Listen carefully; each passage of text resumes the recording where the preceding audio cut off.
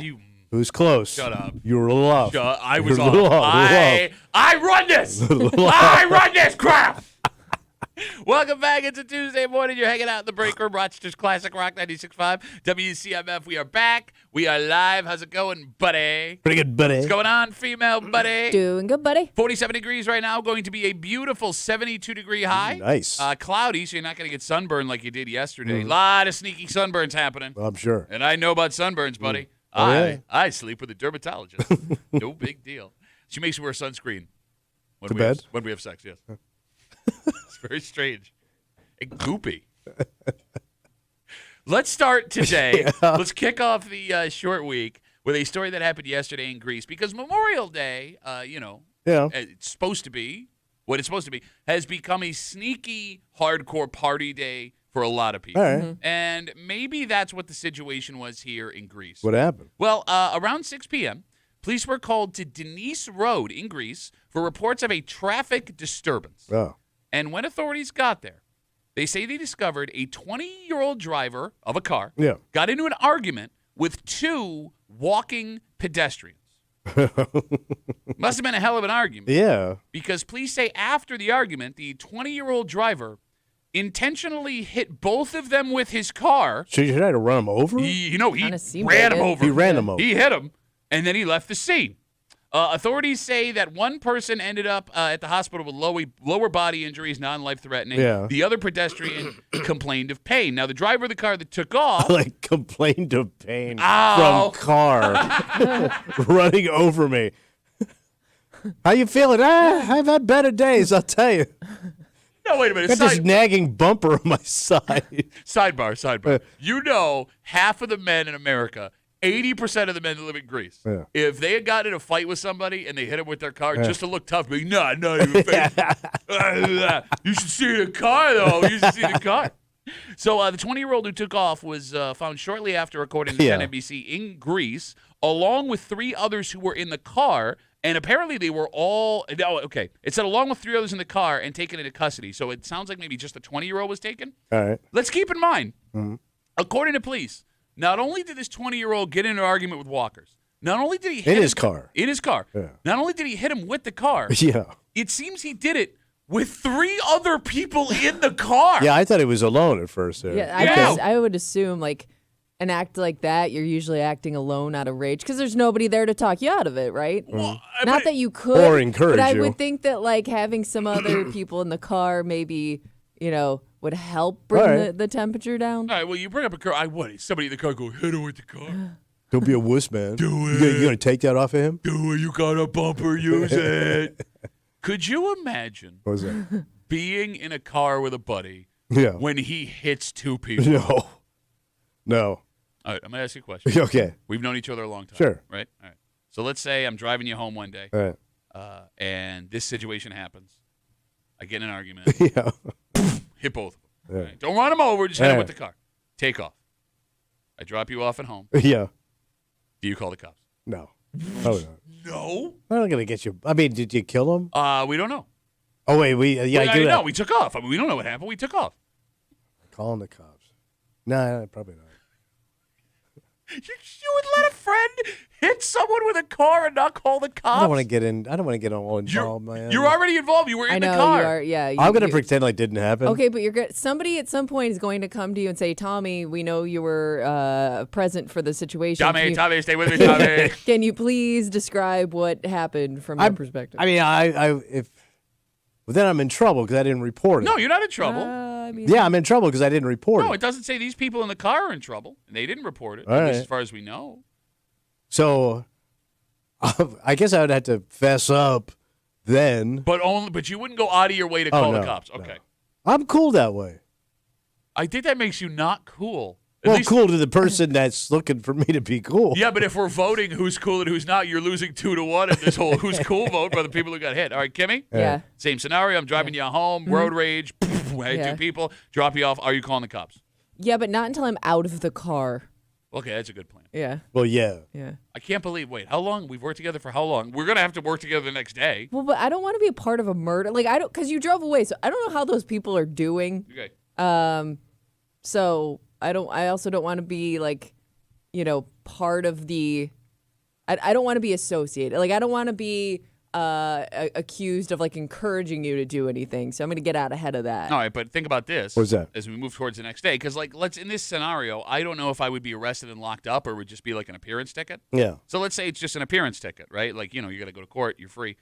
You would have to come in and work with me the next day. Yeah. You called the cops after I hit these two people with the car. But that's going to change our working relationship. Sure, but so did you hitting two people with your car. Okay, well maybe you should have had a car that worked that day. Well, that is the other thing I was thinking. Like if that person volunteered to drive all of his friends around because like the others didn't want to drive or couldn't drive. Okay.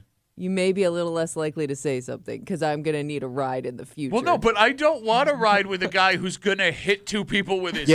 Yeah, I'm not riding with that person ever again. Fair statement. Yeah, that's done. All right, 252 WCMF, 252-9263. As we talk about this 20-year-old man in Greece last night around 6 p.m., police say he hit two pedestrians with his car on purpose after he got in an argument with him. Kimmy, you saw this story, and your mind went a completely different. Well, when I saw the age of the guy accused of doing this, I thought, like, it's a little young to be that angry behind the wheel.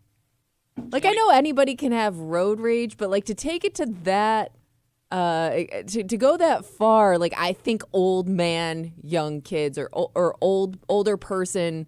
Guy like me. Yeah, like, that's just had enough that day. Okay. And they snapped. All right, 252 WCMF, 252-9263.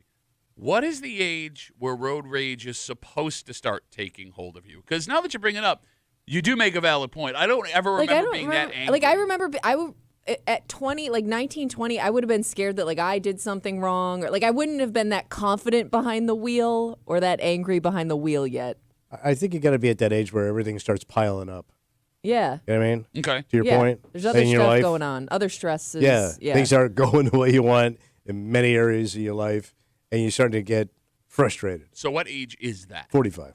40. Oh, that late? Yeah, that's why they call that gun a 45. Okay. I got a 45 and I'll use it. You got really into that character. That's right, son. Yeah, I was like a little hard. Well, no, I mean, I got to be honest with you. I'm 38. I'm starting to feel it. I'm starting to feel the road rage Yeah, take it's over. starting to I pile can up. see in your 30s, you being stressed out about things that would lead to some like a buildup like that. 20s though, or especially like before the age of 21. Okay. I don't know. I don't know where that anger comes from. Well, with that logic, then, it leaves three theories as to why, if the allegations are true, this happened.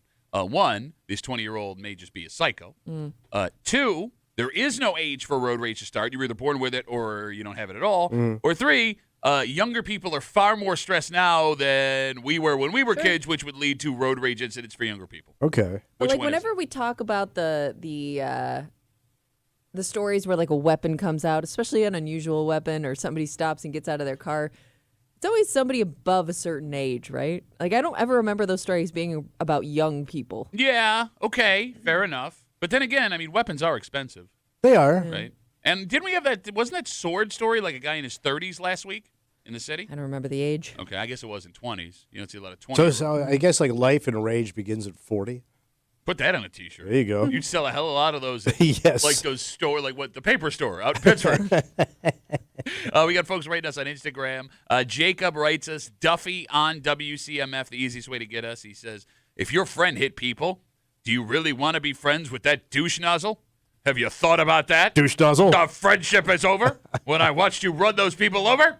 I mean, I've had friends that have done terrible stuff that I've known about. I stayed friends with them. You watched them hit people with their car. No, but I've seen guys do other heinous or dirty or mean things, and I still remained friends with them. I think you're going to be... Because, the moment things happen. I'm sorry. No, you're fine.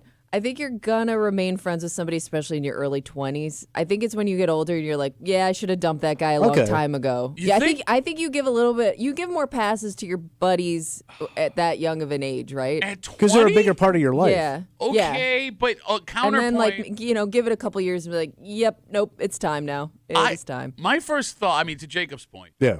I guess my first thought after would be, oh, my God, you hit those people, you're crazy. My second thought would be, what if this rage one day is bestowed upon me? You never Right. think that way, though. At 21, you thought that way about a buddy. Yeah, I guess it's hard to remember. Like think of every guy you knew that started a bar fight and you knew it was their fault. Like you never dumped that person right away. Yeah, but I never hung out with guys that started bar fights that were as big as me. All the guys that started bar fights were smaller. That's Your usually husband how it knows this. goes, Yeah. yeah. So like, if you want to fight, I'll kick your ass, All right? right. So like, I didn't have to worry about that guy. If I had a guy my size and fighting ability, I'm not friends with that guy starting bar fights. I don't want to fight you. Yeah, that would be kind of painful. I only want to pick on people that are smaller than I am, which unfortunately for you never happened. We got Facebook messages coming in. You can always get us at WCMF or the Breakroom Facebook page. This comes in from Blake. Blake. Blake writes us. You're a bad friend if you call the cops if he hits two people with his car. It's not against the law to not report. Okay, do we know that's true, that second part? I think you have to report a crime, don't you? If you're witness to something? I don't know if you – do you have to? Like, are you in trouble if you – I thought you were obligated. Like if they find out you were a witness to a crime and you didn't report Yeah, it. but you also are basing all of your law knowledge on television shows. Yeah, mostly Netflix. Yeah. Okay, yeah, so – But they're pretty accurate, those documentaries. okay. You know, I guess this all comes down to loyalty, Okay. right? Like, I could understand having grown up on the West Side why you would feel you'd have to stay loyal to that Yeah. person who hit the right. But like, yeah, I'm calling a cop. I'm not. I don't do it out of loyalty.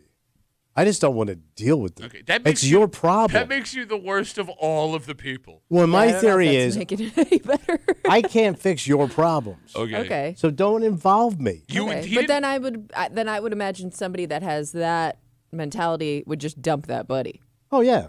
Oh, Or okay. just No, but he casually would hang. because he needs Yeah, a but I ride don't know still. if you would. But if I needed something, I would stay close up to him in case I need something. Okay. All right. I Keep can't him at even- an arm's length. Yeah. there you Can't go. even begin to peel away the layers of what a monster that is. It's not monster. It's shallow No, it's and laziness. Troy writes us on Instagram. Right. What did the pedestrians say to deserve the runneth overing? Because that matters. Nothing. I'm going to No, say it doesn't. nothing that they said. Does not matter, Troy. I can't think. What could you say where you? What can we find out that person said where you're like, you know what, they deserve to be hit by a car? I can't think of a single I can't thing. either. Like the worst thing on the planet. I'm where- gonna kill you with my car. Like, yeah, right? All right. We have a dynamite. Don't hit anybody with your Yes. car. Got a breaker for you this morning here on CMF. We are loaded today. Really? First of all, it's Tuesday. Oh, what's know- Kimmy raging in the hood? That's right. A very special first day of the week where they whine and long weekend if you had yesterday off. Kimmy's got her post from the neighborhood app. She's going to read it out loud. She's going to remove street names, town references. We are going to listen You have to listen. because there are still clues, and we're going to figure out where they whine in just after 9 o'clock. Set your phone alarm or hang with us the whole Oh time. boy. We are also kicking off the greatest annual competition in Rochester. Oh, it's back, baby. It's back. Father's Day is not that far away. And there are fathers you see every day where you go, damn! That's a sexy dad. All right. A lot of sexy dads walking around. But who, Tommy, is the sexiest of said dads? Wow. See, we started this a couple of years ago. And when we began this competition, we had an image in our head of what a sexy dad looked like. Yeah. It was all about aesthetics, The look. what you could see. But as things have changed the last couple of years, both nationally and locally, maybe sexy isn't a look anymore. Oh, it isn't. Maybe sexy. It's a vibe. Vibe. It's a vibe. All right, she was in New York City this weekend. She vibing? And she went to a rooftop party and pretended she was like 20 again. Man. And then her husband Not sent me. gonna let this go. Is And he? then, well, no, the funny thing is she's getting bothered by it. I can tell. I'm not old, guys. Your husband sent me a picture of you asleep on the plane.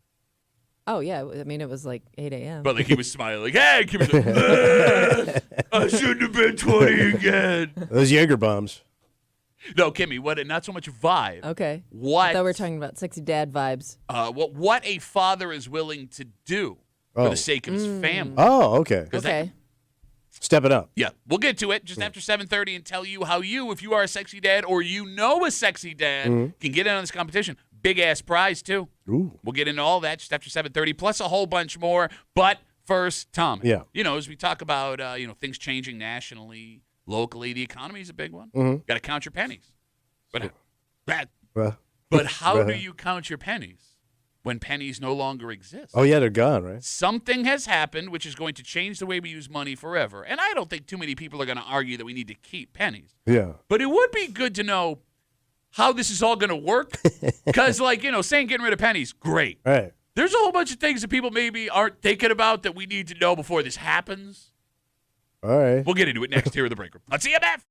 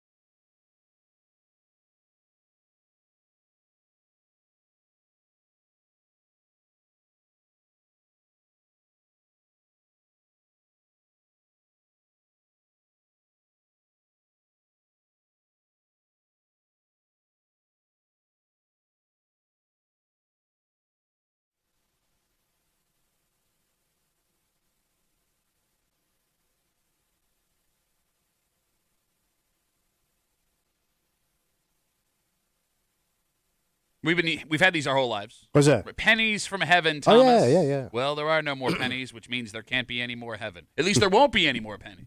Because something has happened recently which is going to change how we handle money for the rest of our lives. And here's the thing. What's that? I don't think too many people will argue this is a bad idea, but there are several details I think need to be ironed out before we decide we're done with these. I'm trying to think of the last time I held one.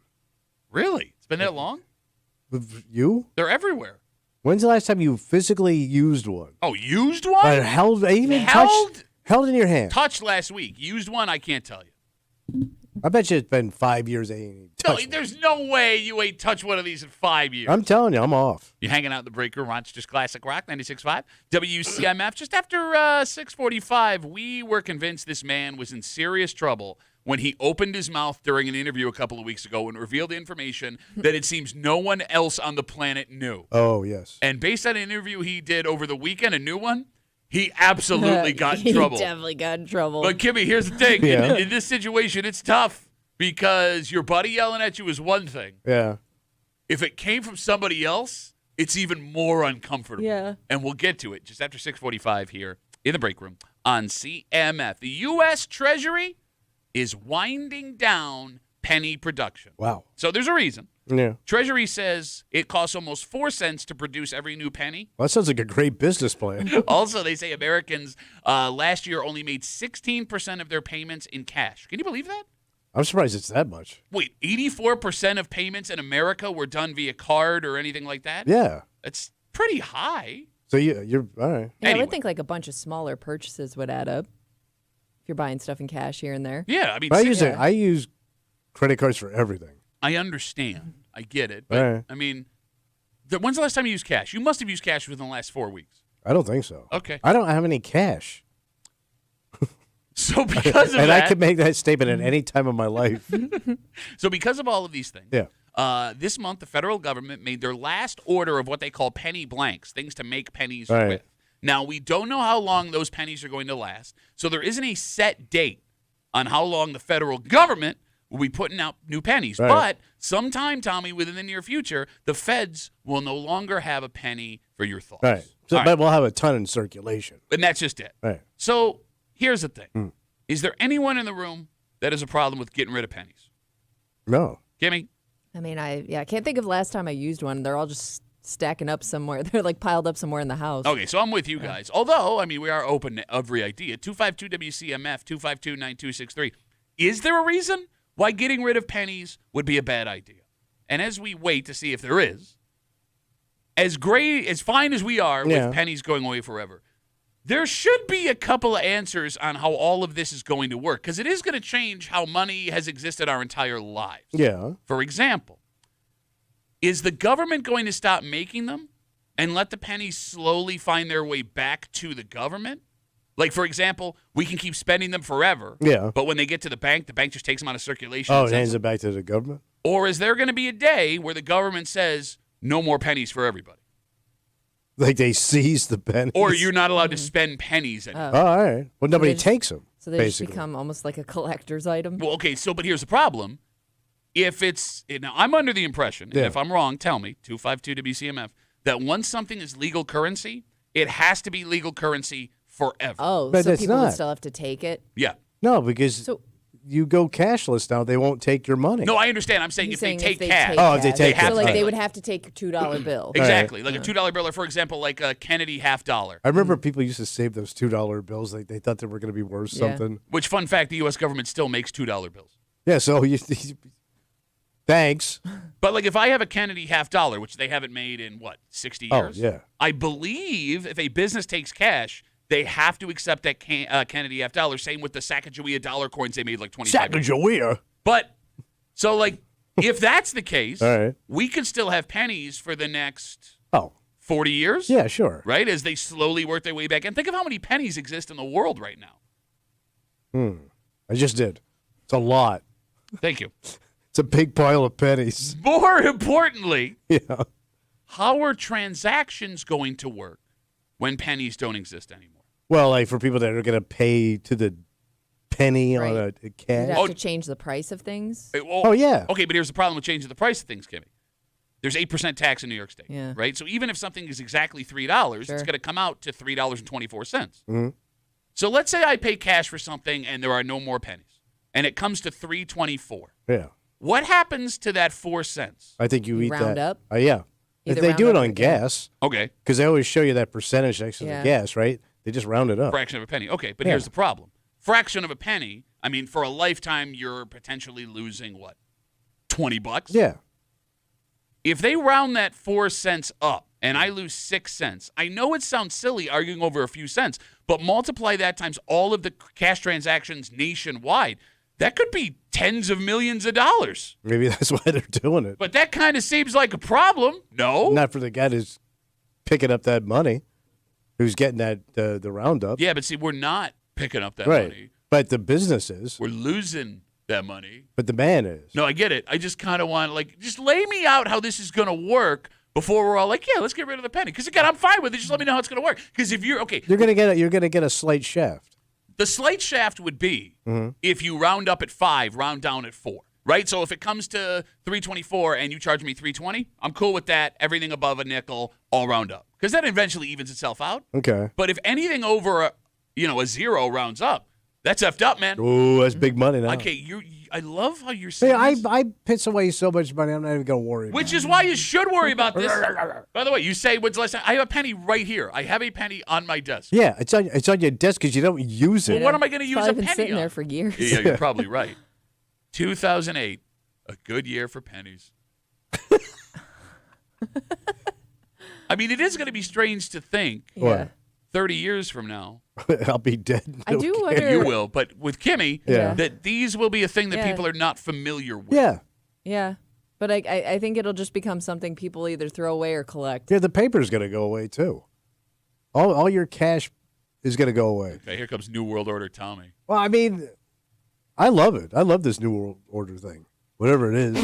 Whatever. It's pretty good. I've done no investigation, but I think I love it. No, like these end times are pretty sweet. It's warm all the time. No more cash. Nobody goes to church. I kind of digging it. 252 WCMF 252-9263. We're talking about how this month the U.S. Treasury ordered its last of the penny blanks to make new pennies. We don't know when the penny will go out of circulation. Yeah. We don't know how they're going to handle it when they decide they're going to stop making new pennies. We don't know how transactions are going to work when things are above a 0. Yeah. But it looks like we're going down that road. You know, you guys have been touching on this about other things. Yeah. Folks are going to start hoarding pennies thinking they're going to be valuable. That's Oh, what yeah, I think. If sure. they haven't already. Especially like coin collectors and stuff like that. I don't even know if you have to be a traditional collector. I think people are just going to think, like, I got to hold on to these. Like, Wait a they minute, could worth be something. worth. It's an investment. Yes. But Yeah. they're not. I mean, No. even if you look at, like, the old coins from the 40s, 50s, and Yeah. 60s, unless they're a rare version of that Yeah. coin, those coins aren't worth all that much more. So I remember people used to collect that. I think it was called a wheat penny. Okay. So it had wheat on the back of it, and it was like pre-war stuff. I mean, what are they worth now? I think don't those know. wheat pennies are Let's actually worth see. a lot of money. I bet you they ain't. Okay, bro, why do you do this? I bet you they ain't Because, like, worth. I make a I valid bet you they ain't point. worth $10. I make a valid point, and then you pick the most extreme version of something and make me sound like an idiot. I bet you they ain't worth Okay. $10. You're wrong on that. If they're found in good condition, they could be worth up to $20. Hey, all right, so there you go. $20. Hey, it's $20 more than a cent, buddy. But think how But many you would it's- yeah, have there's to like like. very rare ones that are worth a lot. Think how many you would have to score. Well, I mean, you wouldn't want a free $20? $20. They're going to take my penny down to the bank. Give me $20, Mom. No, they don't. I'm taking it to the dance tonight. They So don't- put on something pretty. They don't give you $20 at the bank, stupid. They give you a penny. No, I'm trading them in. That's not how that works. It's Oh. for coin collectors. You have to sell it to a collector. All right. I'll find one. Did you think And then that? I'll drive to his house in Des Moines, Iowa. Time out for the What? game. You're going to my father-in-law's house? Did you He think? collects pennies. No, he lives in Des Moines. Did you think that you went to the bank with rare coins and they gave you the money at the bank? Yeah, that's so. Why would they do that? So all that money I took to the bank is all good. Why? First of all, you've never taken any money to the bank. Second of all, What? why would the bank give you money for collectible coins? Maybe they want to, because they want to make money on it. Maybe they grab the money. Do you think They're in that business. of money? Yeah, like when Yeah. you walk in the bank and they got all those rare bills for sale. You don't think like these big banks have some rare stuff hidden away? Yeah, I don't think they're selling it. No, but they're holding on to it. Oh my God, Kimmy. Yeah. If you go to like antique shops, that's where you see those like rare coins for sale. They also have like coin collector shows. I don't know if I've ever seen that. A coin Like at an antique store? Yeah, I think I can't remember last time I went to an antique store. So there's an antique mall on Jefferson Road that I love to go to because they got sports stuff. You are so weird. Shut up. Shut up. You are. Let me have Do my you go things. to just browse? Like, I think that's part of why I They don't know. go in, because I don't want to go in and not buy anything. Yeah, I I'll get just- like weird guilt. So here's the thing. There's only like 2 people that work there, and the place is huge, and there's Yeah, like cases right. of like dealers. So Yeah. yeah, I'll go in and browse, but I always find something I like. But no, like half the cases have collectible coins. Oh, really? Yeah. That and like stamps and crap? Yeah. And like there are coins, I guess you can get coins like graded too. Oh. And I'm gathering this from what I've seen. Yeah. So like you send them off to a company and it'll be like, this is rated an 8 out of 10, this wheat penny, which makes it worth like $900. So my mother used to collect. She did the coins. She did the stamps. She had all that crap. And when they passed, man, out it went. But knows you, what you- were the complete opposite, where you didn't even look into anything. Like, I would have at least been curious enough to see how much it would have gone for. I just figured my busted mother was collecting and it was crap. You know how, like, when you come across those things, that whether it's an antique mall or like a vintage shop, and you're like, who let this go? We now know. Yeah, seriously. And there's a kid standing there. Blake writes us on Instagram, Duffy on WCMF, the easiest way to get us. We were asking what happens with transactions. He writes, Canada got rid of the penny 10 years ago. They round down if the last number is a 1 or a 2, round up if it's a 3 or a 4. Yeah, I'm already getting a headache. Okay. But This is why I don't want change. not, wait, what do you... Around it, I don't even care. Because there's going to be people bitching. I'm getting screwed here. 2 cents on this deal. But you are getting screwed. No, but they'll make an issue out of it. Like a vein will pop out in their head. But, I mean, if you're doing that over and over again, You're gonna die. oh, my God. What? Look, I just don't get why you, who will soon be on a very fixed income, you will be counting. Already there. Okay. So then shut up. Like you said here, go, oh, I got no money. Oh, I got to live on myself. Oh, I made a mistake. Oh, I threw everything away. Pennies for everybody. Ah! Throwing pennies at people on the street, hitting them in the eyeball. Yeah, but I could also see it's almost like, just don't even tell me. Like, Yeah. if it's more expensive because of a penny thing, I don't need to know. You two amaze me. You amaze me. But like, to his point, why be stressed out about it? Why Can't is the do world the anything way? about it. Why is the world the way it is? Don't tell me. Don't Oh, tell me what's going on. You know what? I trust everybody. It's totally Well, I'm fine. not going to do anything about any of it. Okay. I'm still gonna buy it. Like my wife will fight on the phone for 40 minutes over $20, and I'm like, "What are you doing that for? You let it go. Let it go. No. It's a principle of the thing. It's only 1 wheat penny. What are you even worried about? Yeah, but it's $20. There is a man who has a lot of pennies. Oh, who's that? Hundreds of millions of pennies, Oh. in fact. But all those pennies couldn't buy his way out of a situation his big old mouth got him into. Oh, wow. And we will recap why he ended up in trouble, telling the world about something that his good buddy and his Yeah. good buddy's fiance wanted to keep quiet. And it has become apparent that he's in trouble based on words that he said in an interview he did over the weekend. And your buddy being mad at you, Yeah, that's one thing. Okay. We eventually all get over it. sure. It's the other person involved that makes this super complicated. And we'll get into the story next here at the break room. On CMF.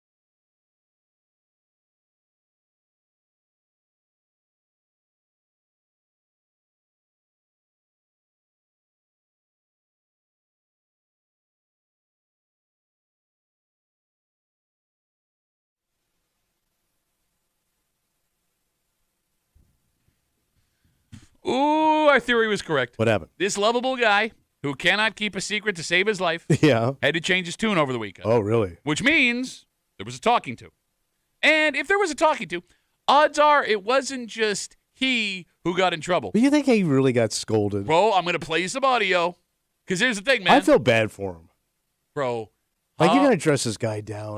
Well, look, I don't know if he got dressed down, but somebody in the chain of command got dressed down. Okay. And if it wasn't him, it was a guy who absolutely had nothing to do with what happened. You're hanging out in the break room, Rochester's Classic Rock, 96.5, WCMF. Just after 7 o'clock, a crazy story from the town of Irondequoit over the weekend. What happened? Well, look, I mean, if you want to be a doctor, you have to get your undergrad degree. Then you go to medical school, right? It's a lot of hard work. Sure. And even very smart people that work very, very hard in the end realize maybe this isn't for me. This man here didn't need any of that. Oh. And because of that, he's in a hell of a lot of trouble this morning. And we'll get into the story just after 7 o'clock here in the break room on CMF. A few weeks ago, we here on the show got a shock. What's that? Bills offensive lineman and fan favorite Dion Dawkins was doing an interview on NFL Network's Good Morning Football, which I will maintain is the greatest name of a show of all time. Yeah. Good Morning Football. In the middle of this interview, he said something out of nowhere that no one else on the planet had heard before. What about somebody walking down the aisle? You going to any weddings this offseason? Kyle, you're one of a kind. Kyle, you are one of a kind, man. Josh Allen is one of those guys, and he's sealed that deal. And soon to come, May 31st. It's happening. He blew Josh's wedding date. So he drives the date. All right. Yes, that is the first time anyone in the public had heard that date. And Kimmy, you caught it. Yeah, the one host goes, well, she's like, she knew. Yeah. You did something you shouldn't have done. So when we played you this audio 2 weeks ago, we had wondered out loud if Josh and his fiancée, Haley Steinfeld, were trying to keep that date a secret. Well, it seems they were. Oh. Because Dion did an interview over the weekend on the Rich Eisen show. And it turns out he had a lot less to say about the upcoming nuptials. Is that coming? I don't know nothing about that. Uh-oh. I don't know nothing about any of that. Is this like Fight Club? You're not allowed to talk about it, or did I? No, this is. I have no idea what is going on. Okay. We're all here. We're all here in Buffalo working out. So, I'll give those guys a FaceTime call and see how everything is going. But I have no idea. Again, I don't know. I don't know. Again, the very private. I'm in the man. fog. Oh, you're in the. I'm in the fog. Okay. I'm in the fog. I don't even know why I'll be getting them anything because I don't even know what's going on. Doesn't know, guys. There's nothing worse than an overcorrection. Yeah. Yeah. Nope, nothing. You're not getting anything from me anymore. Never met the guy. All right, the phone number is 252-WCMF, 252-9263. He got yelled at, didn't he? Oh, yeah. Oh, big time. Because he went the complete opposite direction with this. I feel bad for the guy. Why do you feel bad for him? Because obviously the old lady lit up Josh. Josh had to go back now and talk to his boy. Yeah. And that's, to me, that's the chain of command. Okay. I don't disagree, but Kimmy, you're making a face. Well, I mean, it could have come from her, but I'm guessing they both were probably trying to keep this as private as possible. Yeah. So you screwed both of them big time. But Josh doesn't care. She cares. No.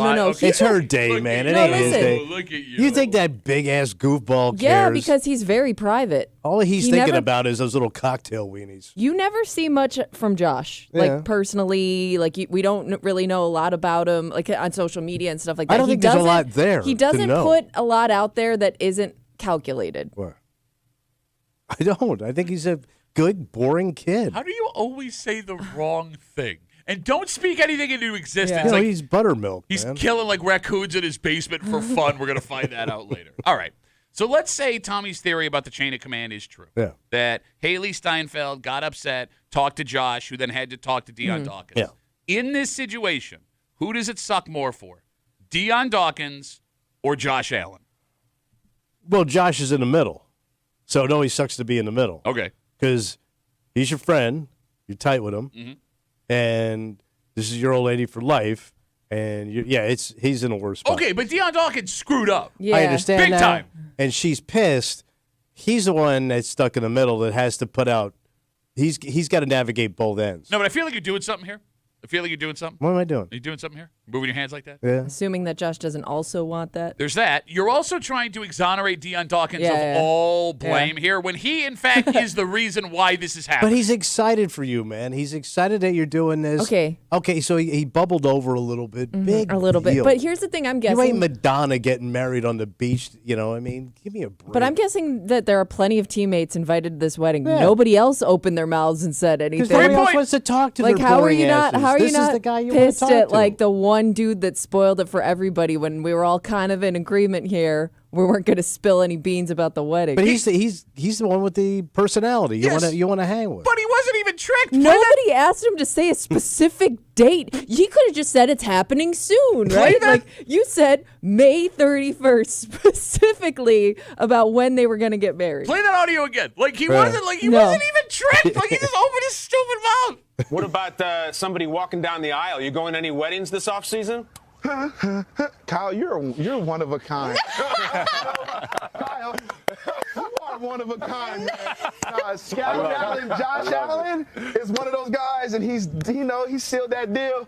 And soon to come, May 31st. Oh. So do you think like Josh Allen announced it to the team that he was getting married? Well, they may have gotten an invite. Yeah. No, but I'm saying like to say, to say like, but keep yeah. it quiet. I would think like if you're trying to keep this as private as possible, it may say like be discreet or something along those lines. All right, so here's the thing. Getting away from Dion Dawkins and Josh Allen and Haley Steinfeld here, the situation that they're in is a situation every single man has been through at some point in their life. Your buddy does something very dumb, something that affects you or your family's life. You get yelled at, and you had nothing to do with it. Yeah. Because in this way, Tommy, you become your brother's keeper. And it sucks so hard. Because not only am I in trouble for something I did not do, I now, on the other hand, have to come down on a buddy as a representative for someone else. And it gets even more uncomfortable. You're a hitman. Well, yeah, but that guy did disrespect the family. You might put a contract out on that guy, and it's your job to go and take him down. Well, don't disrespect the family. There was nothing we could do. But, like, it gets even more uncomfortable if that buddy wants to push back. Like, let's say Dion Dawkins, and I'm sure Dion Dawkins realized he screwed up, right? But, like, Dion Dawkins comes back and goes, what, I didn't even do anything. Now you have to argue on behalf of somebody else for the thing that you may not be bothered by, but they definitely did something wrong, and you got to do it for your family. But do you think it may be easier to argue with him once he's a dick about it? Like, if your buddy pushes back and you're like, all right, man, now I'm actually pissed. Like, I wasn't pissed before, but now you pissed me off with your reaction to it. Here's the problem. What's that? And maybe this does not exist in girl world, but in man world, all men who were around before the girlfriend or the wife believe they supersede the girlfriend or the wife. Right? Now, that's not true. We all know that when we meet somebody, that's the most important person in our lives. But we've all kind of had buddies that came to us and were like, hey, man, my wife's kind of pissed. And your first thought is like, bro. Yeah, it's me and you, man. Come on. Been around 15 years before you met that woman. You don't like her. You like me, man. You never say that out loud, but you do feel that way, right? I know you like her, but she ain't fun, man. It's us, I've man. been around that bitch. It's almost like a feeling of betrayal. It is. Right? Yeah. Like, how could you side with her? I'm your boy. We've been through everything together. It sucks. It's stupid. It's I just know. like when you say it out loud, it's a stupid way to think. But I think we all feel that way. Yeah, I think you're right. Why? Well, because we bonded. We had these great memories. We'll have all this fun until she came around and ruined it. Oh, okay, but I'm not gonna knob you. I'm not gonna have your kids. I'm not gonna sleep in a bed with you. Right. But everything else, yes. All the fun stuff. No, all the fun stuff that we do. No, but hear me out. I can't you and I have known each other a long time before both of each other knew our wives and everything, right? Like, we have a lot of fun. I can't share a bond with you, and you can't share a bond with me that our wives offer. I'm not going to lay down and nuzzle you. No. Unless But you we want do- me to, which No, I guess I'm open No, to. you're too hairy. Okay. But all the other things we did and the good times and the memories, the real memories. Except you're a guy who says that you'll gas a friend immediately if they just annoy you. Well, I like to keep my options open. Okay. 252 WCMF, 252-9263. Can you give me that second audio again? Deion Dawkins, after blowing Josh Allen and Haley Steinfeld's wedding date, released it to the world. During an interview 2 weeks ago, was interviewed again on the Rich Eisen show over the weekend, and it became very apparent that he got in trouble. Is that coming? I don't know nothing about that. Uh-oh. I don't know nothing about any of that. Is this like Fight Club? You're not allowed to talk about it, or did I? No, this is. I have no idea what is going on. Okay. We're all here. We're all here in Buffalo working out. So, I'll give those guys a FaceTime call and see how everything is going. But I have no idea. Oh, you can pull it down for that. Is it just me or does he sound a little scared? Like, it's pretty rare that, like, he pulls back that hard where I'm like, no, I will not say what you want me to say. Like, it sounds like somebody threatened him or something. From what I understand, Haley Steinfeld in Sinners, the movie she's in, very intimidating. Okay, all right. I wouldn't mess with her. Yeah, fair enough. Let me ask you this question. What's that? All right, and this applies to both of you from both sides. When you are, Tommy, that buddy who makes the mistake and pisses off your friend's lady, is it better to just apologize to your buddy? Or is the classier thing to do to go out of your way and have a one-on-one apology with the person who is most upset? The wife. Or girlfriend. Or fiance. I want to stop it at the buddy and let him, you know what I mean? I don't want to deal with her. All right, Kimmy, a nation turns its lonely eyes to you. Yeah. Let's say one of your husband's buddies does something to really bother you, right? And you tell your husband you got to handle this. Yeah. If that buddy reaches out to you to personally apologize, does that mean more in your eyes? Oh, I think so, yeah. No, I think that's kind of them being like, you know, even if they don't mean it, it still says, like, you respect me enough, I guess, to say sorry. That sucks. Well, what do you mean it sucks? I don't want to have to apologize to a wife. That's not mine. Yeah, but if you screwed up, or if you did something to affect that, it affects your buddy. Yeah, but I already apologized to your husband. Why do you also need verification? Because it affected both of them. And she's the one that's hurt. Yeah. All right. If I run into her, I'm not making a special trip. By the way, you're only going to make your life easier by apologizing, because How? if you don't and you keep if you mess up again, like, that could affect your friendship with your buddy, make things harder for him hanging out with you moving forward. I already figured if this has happened, our friendship is shot in the ass. It's dead. I love how, like, you screw up and you're like, well, giving up on the friendship, even though I'm the one that screwed man, up. you're Lincoln on the bed, man. He's not coming back. Lincoln on the bed. There are plenty of examples of guys who have really pissed off their partner's spouses where, it's water under the bridge down the road. It ain't the same. Okay. You know it ain't the same, man. I've never pissed off a buddy's spouse enough where I've had to apologize to him. At least I don't think so. Yeah, with your mouth, never. Well, let me put it this way. I've never been pulled aside and been like, my wife is really upset with you. Have you? Yeah.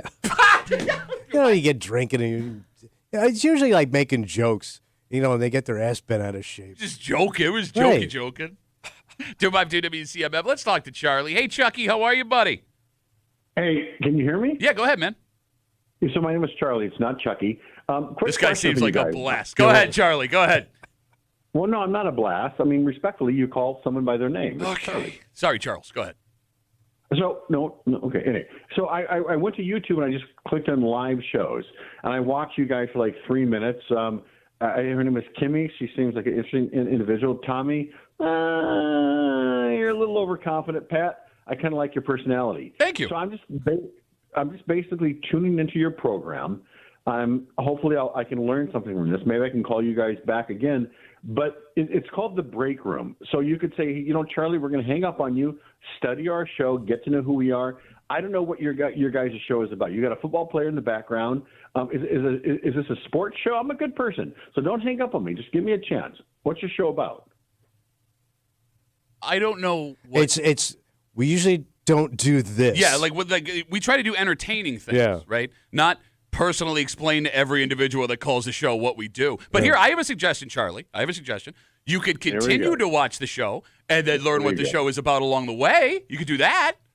Well, why don't you tell me what your show is about? Because I'm bored now, Charlie. I'm bored. And I'll be going to do a show, Charlie. Yeah, we were laid back, too. I called you Chucky, got upset. I get it. It's your name. But here's the thing. I feel like it's not you, it's us, and maybe this just isn't working. Yeah.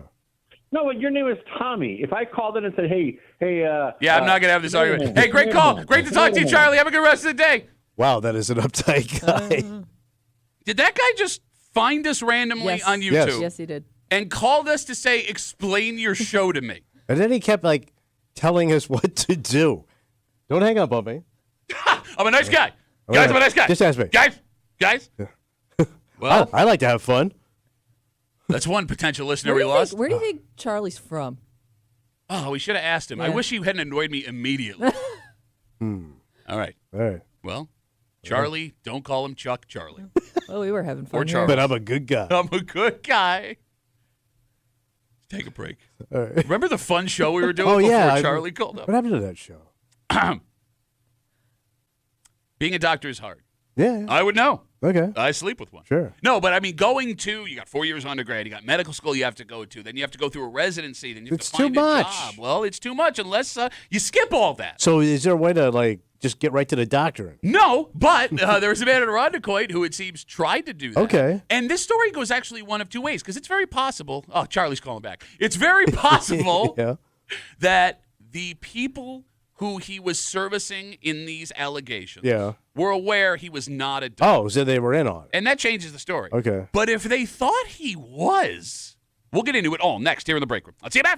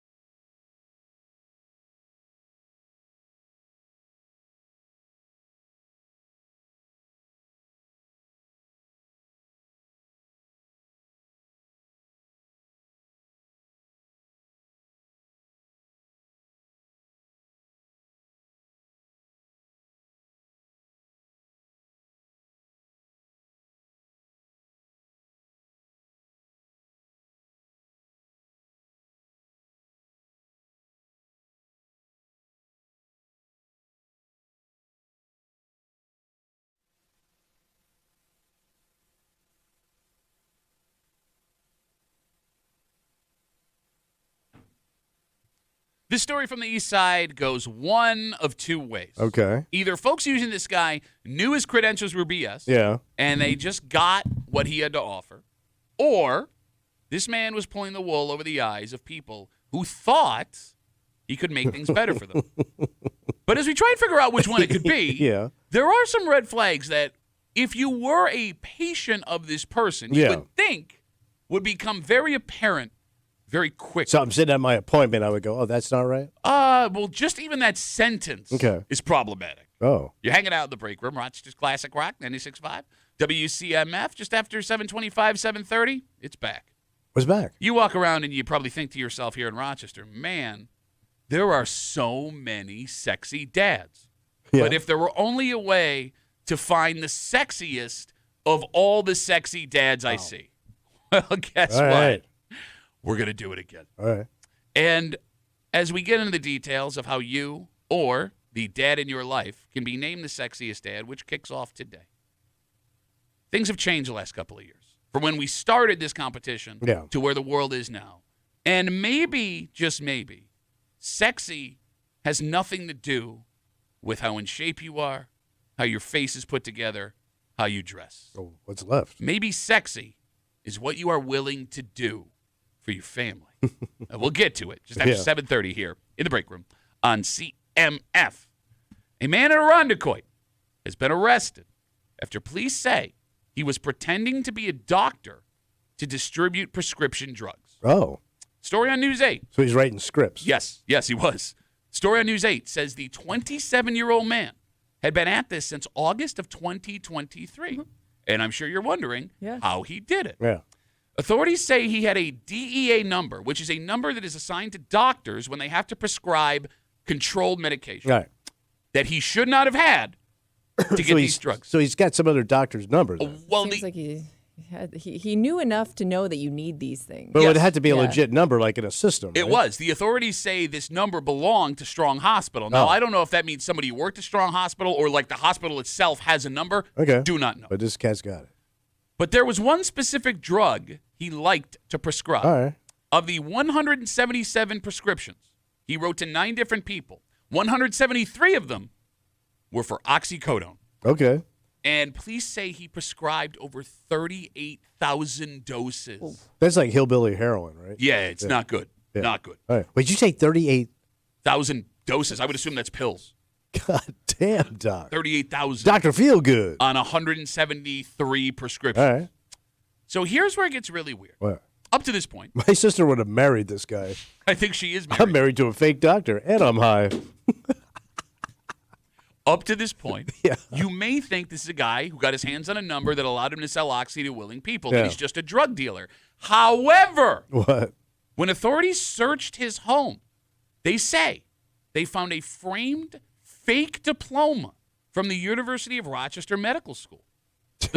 Now, the school says he never graduated from Strong. He never worked at Strong. Yeah. And he was never a licensed physician anywhere in the U.S. So, Tommy, that means this story goes one of two ways. Which is? Either A, folks getting these prescriptions from him were well aware he was full of it and they just wanted the oxy. So he's making money, right? He's selling these pills. Well, so that's the other weird part. I don't know how he would be able to make money unless they were paying him directly. Because that's what I'm thinking, like, for that. To write the script. Right. So that's possible. That is possible. The other possibility is he was passing himself off as an actual doctor, and the people that were getting these prescriptions thought they were under the care of a legitimate medical professional. That's kind of what I was wondering. Like, how aware were the people that saw him that he, or like did they pick up on anything? Like, maybe this isn't right, but it's a doctor, so I'm gonna give him the benefit of the doubt. Like, I wonder how much research people were doing into this guy. Okay, so let's walk down that road. Right. And the phone number is 252-WCMF, 252-9263. If people thought this 27-year-old was an actual doctor, there were a few flags right away. Okay. One would be his age. Mm-hmm. Yeah. He's 27 right now, which would be young for a doctor practicing, but it's unless not he told people he was older, too. Could be. Yeah. But authorities, Kimmy, also say he's been doing this since 2023, which would have put him at 25 years old. Wait, young doc? Look, as much as we love all those CBS television shows, There are examples of docs at 25 years old who would be working and prescribing drugs on their own, but they're super rare. Like kids who graduated at 16 from high school, super rare. Yeah. So that's red flag one. Tommy, the other red flag. Where the hell would he have been seeing these patients? Out of his house? Okay. But that wouldn't be a red flag, to your point. Have you ever seen a doctor at their house? No, but let me paint this scenario. Poor people that don't have access to really good medicine or health care. This guy solves a problem. I'm in pain. You can give me a pill to take away this pain. Sure. I'm cool with it. Okay, I understand. So but, they may just go, look, man, I just need this fixed. okay, but do they think he's a doctor or do they not care? I don't think they care. Okay, so that's different. But I'm thinking, like, I don't know, maybe in their head they think he's kind of a doctor or he's close to being a doctor. I don't know. We're getting there. It's also really, really hard to find a doctor right now. Like just can't get in. Yeah, so like you may be on some waiting lists to see a doctor, and if all of a sudden somebody tells you this guy is open to taking patients, you may say, well, I'll see him in the meantime, or maybe like you go to him and you're like, oh, well, this works for me. Okay. That's what I'm thinking. Now, you bring up the servicing people from home. My wife did tell me, being a doctor and all, that the traditional model of family medicine was to have your practice at your home on the same property. Back in the old days. Yeah, like sometimes connected. Like, home upstairs, doctor's office downstairs. And there are still some practices in this area that operate that way. Okay, so he could fall into that category. But here's the thing. Even if he were doing that, he would have to have stuff in his home to make it look like a doctor's office. And it doesn't say that any of that existed in the story, only that they found the fake diploma. Well, a couple of magazines, some uncomfortable chairs, some Muzak in the background. No, but could you imagine walking into somebody's house and it's just his living room? Yes. And he's wearing a doctor's coat? There's kids and stuff. That's the start of a porn, minus the kids. Thanks for that. Yeah. No, I just meant like there's like a family there. 252-WCMF, 252-9263. We're talking about this 27-year-old man. He was arrested after police say he was writing prescriptions with a DEA number, which you need to write controlled substances, that belonged to Strong Hospital. They say he'd been doing it since August of 2023, that he had prescribed 177 things, 173 of those prescriptions for oxycodone, 38,000 doses. And the weirdest part of this story is police say when they went and searched his home, they found a fake diploma from the University of Rochester Medical I was trying to sell it. So there are a couple other ways where if he was passing himself off as a legit doctor, it could have worked. One would be a doctor that offers home visits. Okay. Yeah. But he also was able to prescribe something, so I would think, well, that makes sense. I mean, even if other things looked a little suspicious, well, I mean, he is able to get something from a pharmacy. Okay, but like Kimmy, even if someone was able to write you a script, if you went to somebody's house and it was just their house, you wouldn't be a little bit suspicious? No, I'm not saying you wouldn't be suspicious, but I would think, well, he must have some type of medical degree to get me the medicine that I'm asking for, that I need. Yeah, if it not works. saying it should be that way, but I may look past some things if I'm getting what I think I need.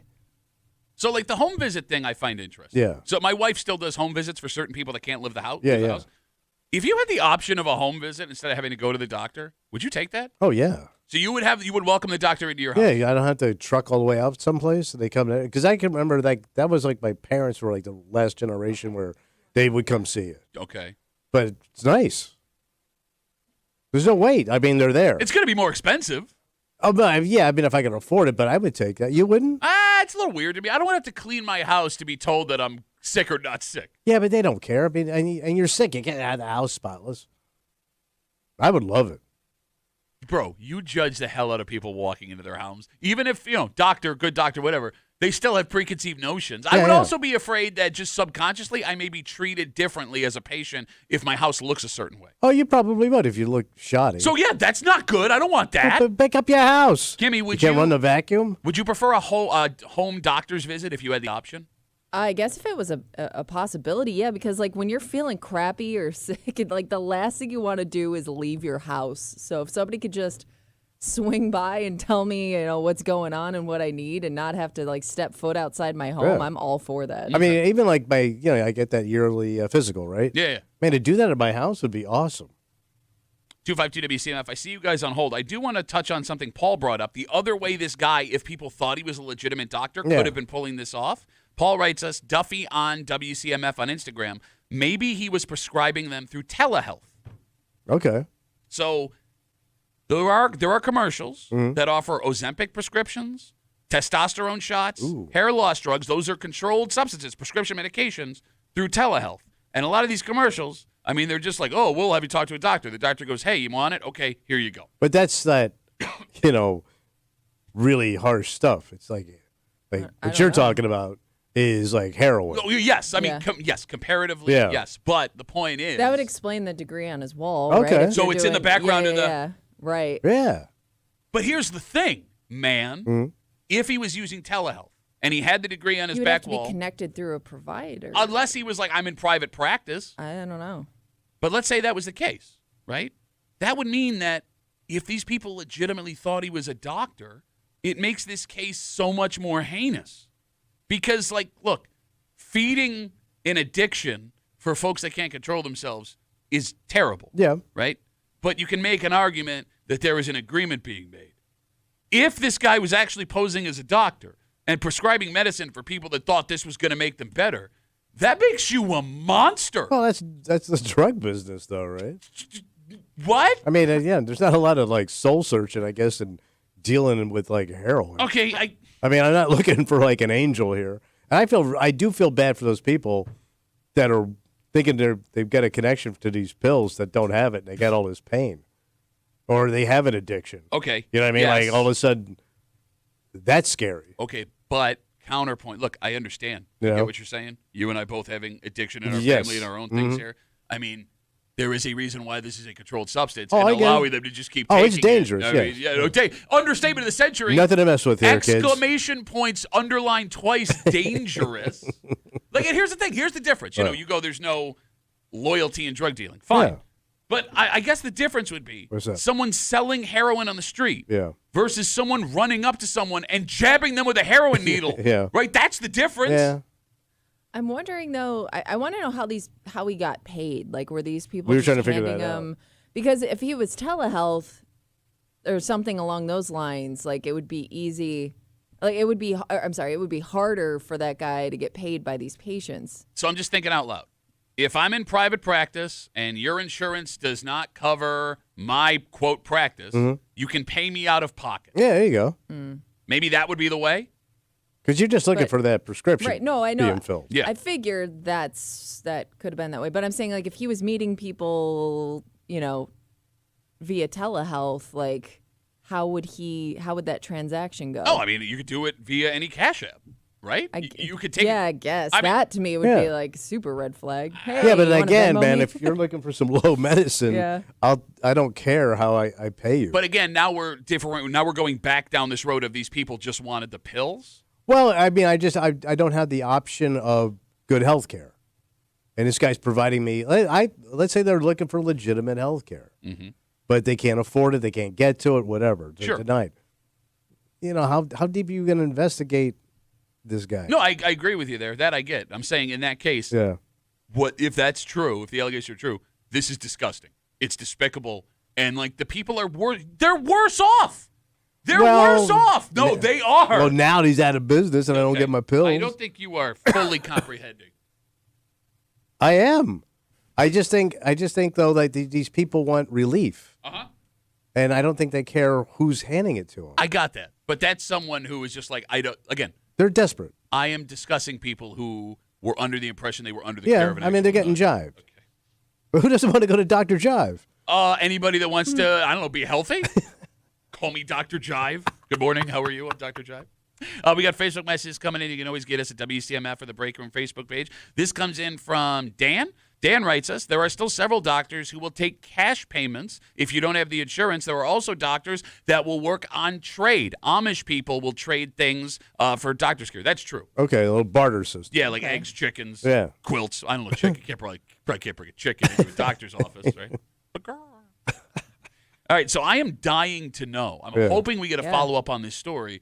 What if the allegations are true, this guy's situation was? How he operated? Yes. Was he just cutting scripts for money? I mean, we've seen stories of people doing this where they fool other doctors. Like, they will be legitimately working in a doctor's office or hospital of some sort. And I guess if you can fool somebody that actually works in healthcare, why couldn't you fool a patient? Yeah, that's a good point. But again, but like the way you brought up, they're already in the hospital. They're in the doctor's office. Yeah. I mean, a white coat does go a long way. Oh, yeah. It looks legit. And they say, you know, as long as you dress for the job you want, they're going to let you do. Yeah. You know, it's that funny, there's this video series on YouTube where guys see where they can get carrying a ladder. Oh, like walk into places? Yeah. They've gotten into like Super Bowls and NASCAR events. Like they just pick up a ladder and they start walking and everybody clears. Just lets them in. All right, let's take a break. What's up? It's that time of year again, buddy. Yeah, what's up? There's this dad out there in Rochester that's Oh, listening yeah. right now. Who's sexy? A stunning dad? And I mean, it's hard to tell. It's hard to figure out who the sexiest is. Yeah. Out of all of the sexy dads we have here in Rochester. But we're going to do it again. Okay. We're going to try and figure it out. And there is a fabulous prize awaiting the sexiest dad in Rochester, which we will determine over the coming weeks. Okay. That being said, when we started this competition, we had a pretty clear idea of what a sexy dad was. Yeah, physical. Yeah, it's what they looked like, how Yeah. they dressed, how they carried themselves. But things have changed, Tommy. And I think you can make the argument that maybe sexy now Yeah. isn't so much what I see, it's how that dad makes me feel. Oh. And we'll get into it next here at the Break Room on CMF.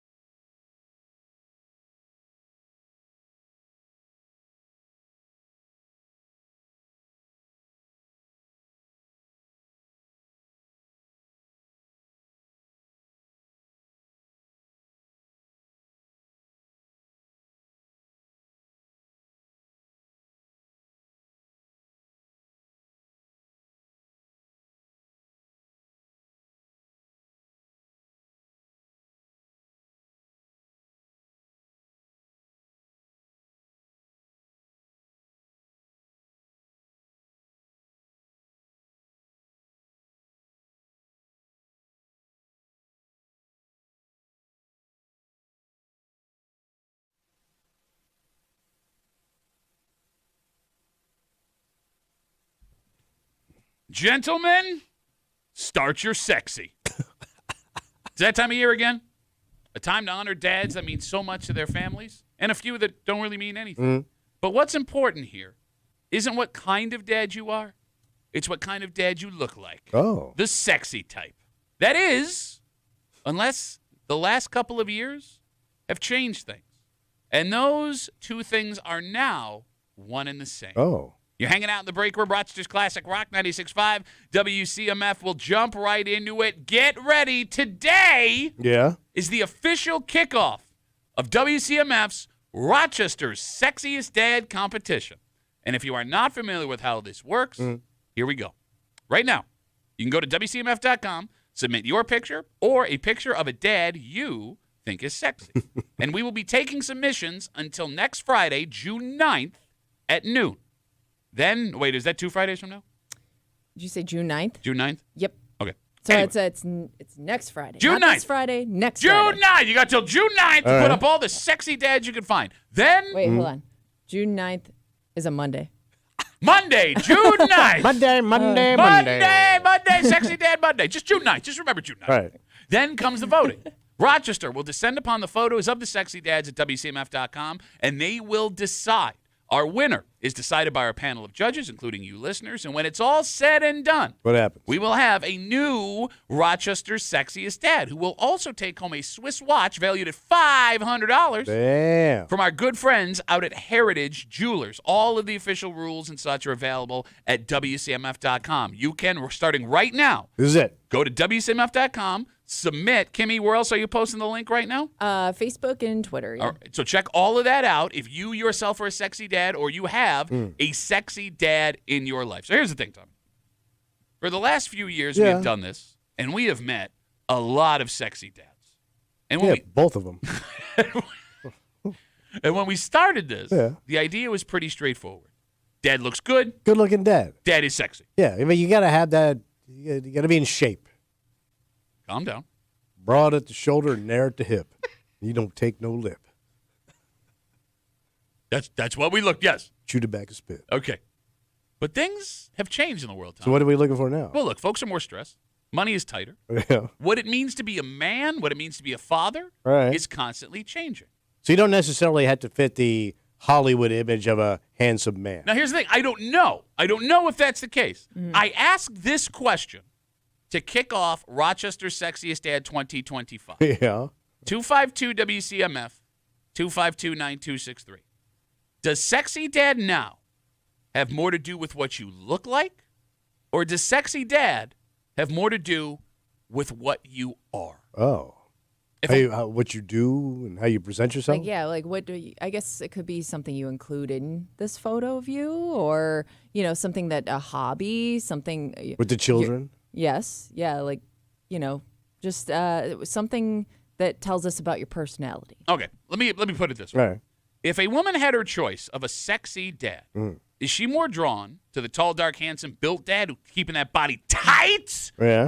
The Garys, if you will. Okay, we'll get to Gary. Let's not Okay. get ahead of the Gary. here. Sorry. Or Yeah.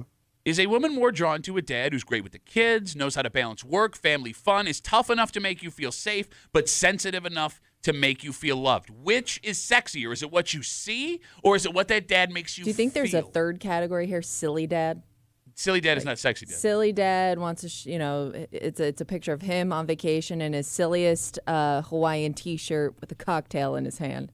All right, as a dad who is silly a lot, I can tell you there was nothing I don't sexy know. about Some that. women might be turned on by silly dad, Well, I'm trying to think of like Kimmy's dad. goofy dad. Yeah. Well, that's not fair. He's gorgeous. But he's also fun. Yeah, he would. Be And he's silly. dad. And he's goofy. Okay, all And he'll do fun stuff. Yeah. So you're saying he's a double threat? Yeah, I would think like he could win this. Okay. If we had like an older, because he's an older cat. Well, no, I mean age doesn't Yeah, matter. true, right. Right? I mean, we've Yeah. seen older sexy dads, we've seen younger sexy dads, we've seen sexy dads right in the middle. Yeah. He's a complete package. I mean, yeah. Look, I If I think was looking for a man, that's my boy. we can both agree that if he Oh, was yeah. not married, we'd both be taking swings Oh. with Kimmy's dad. Oh, absolutely.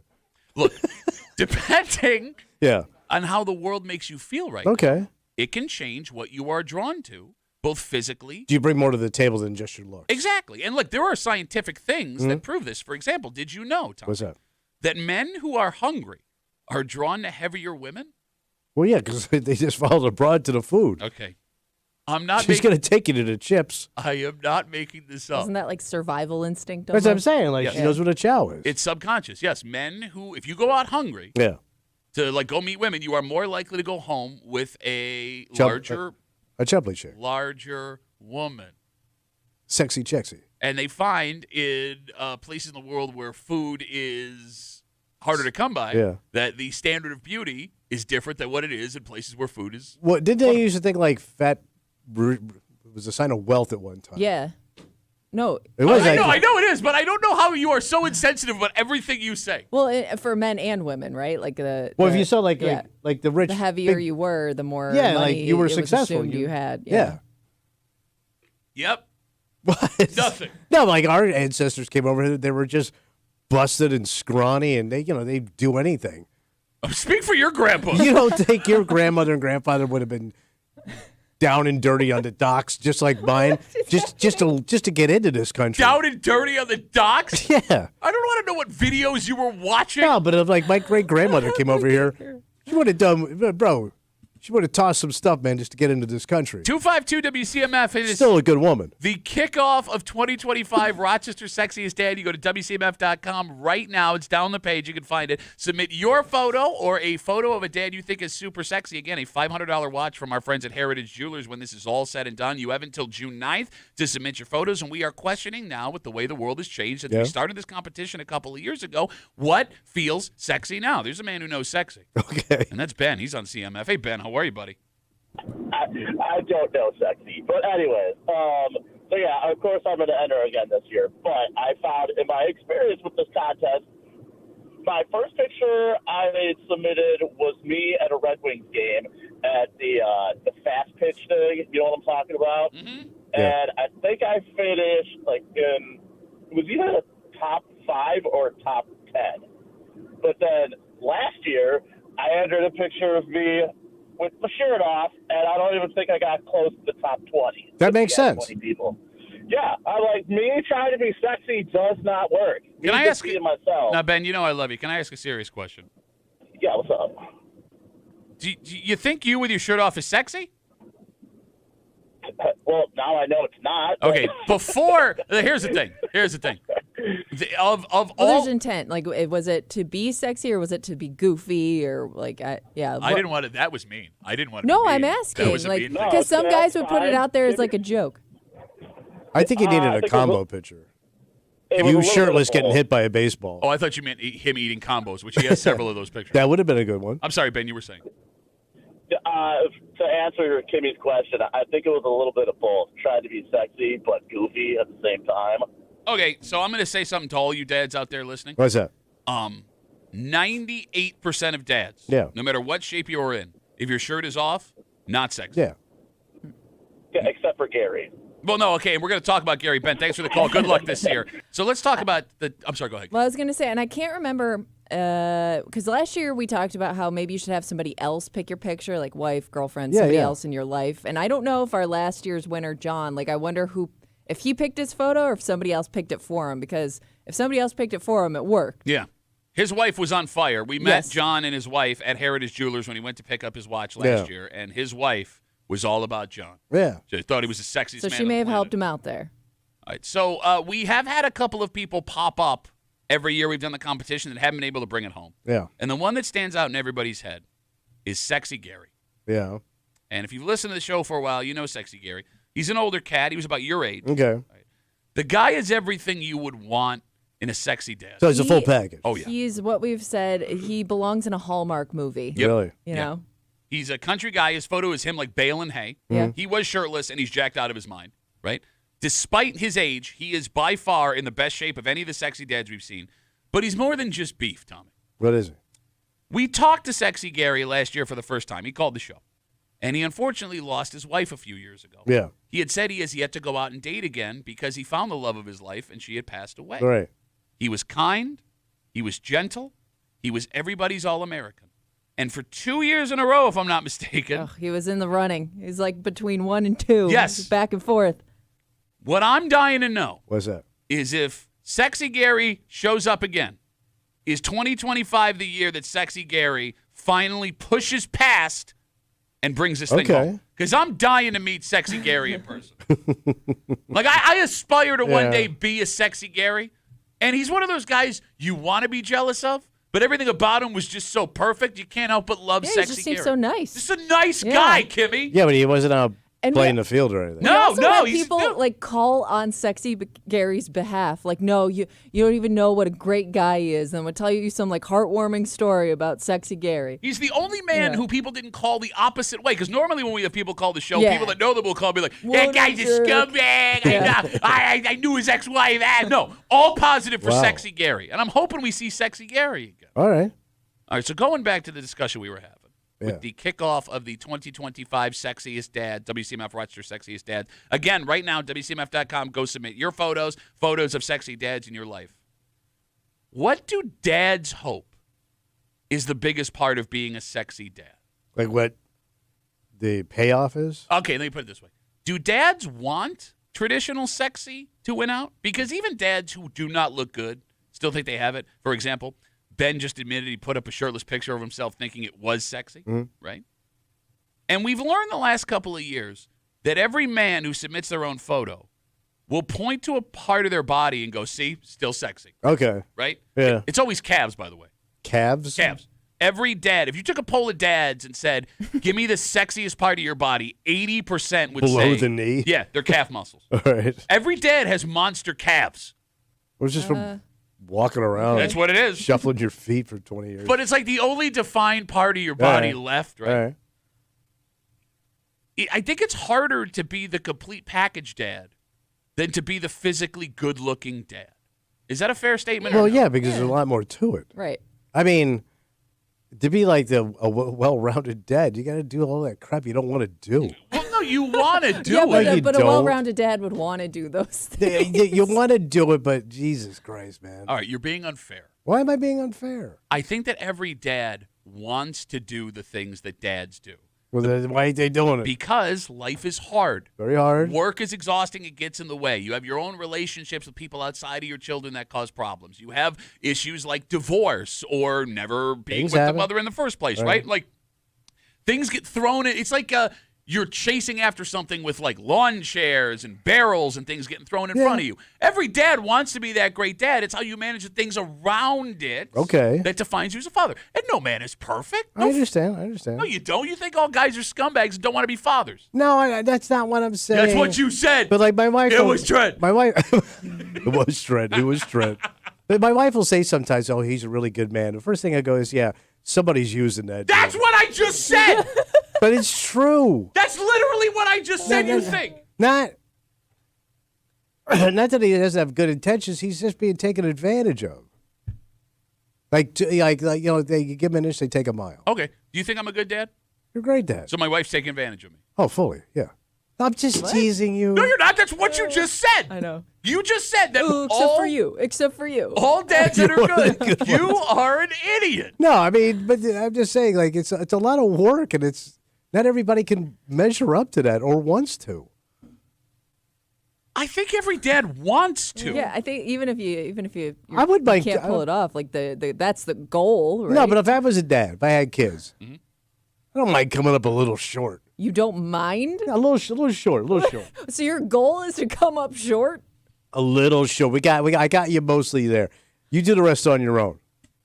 You raise one kid, you raise them all. Yes. Like my old man. I got you to 18. We're good. Okay. Well, that is a miracle in itself.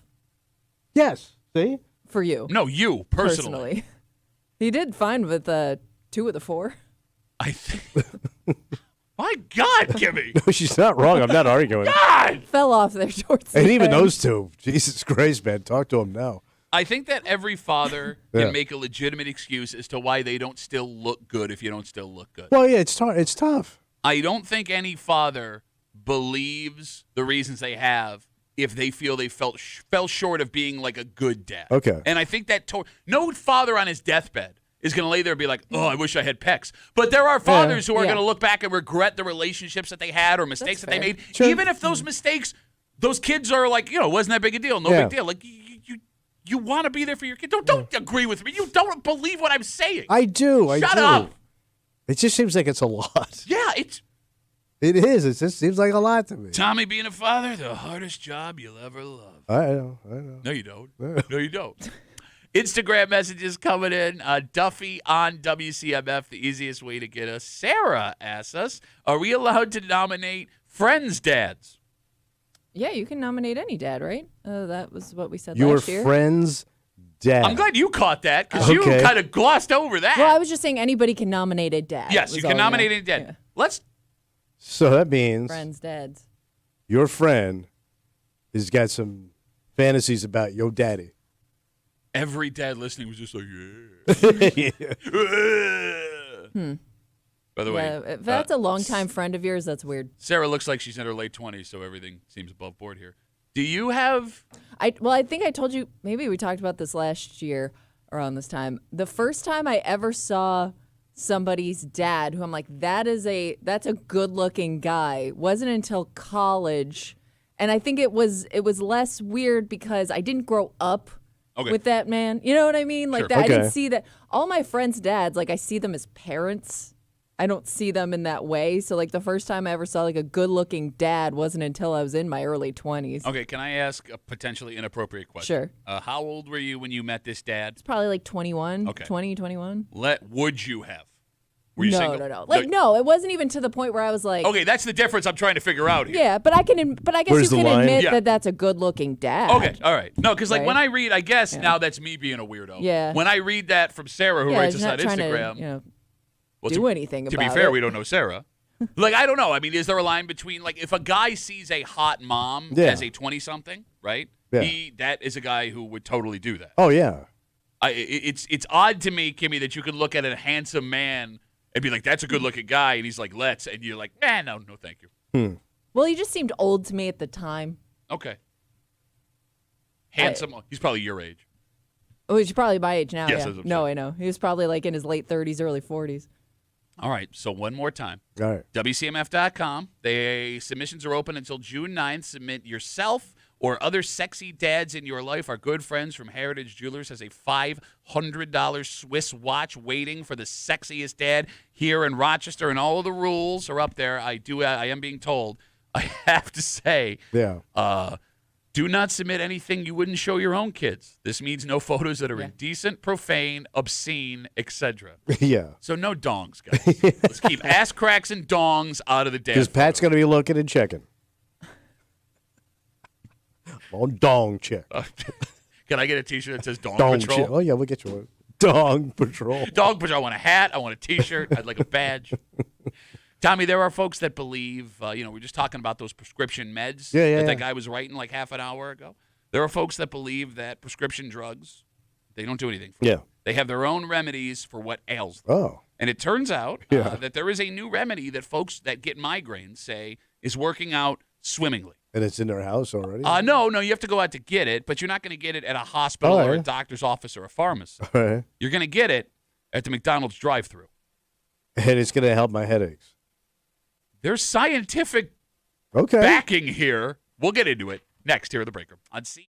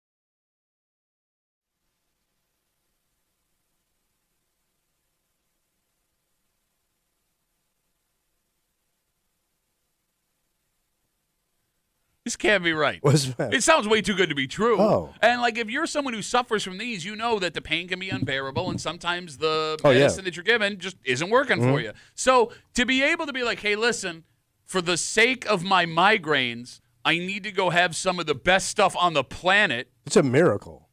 It kind of is. Yeah. You're hanging out in the break room, Rochester's Classic Rock 96.5.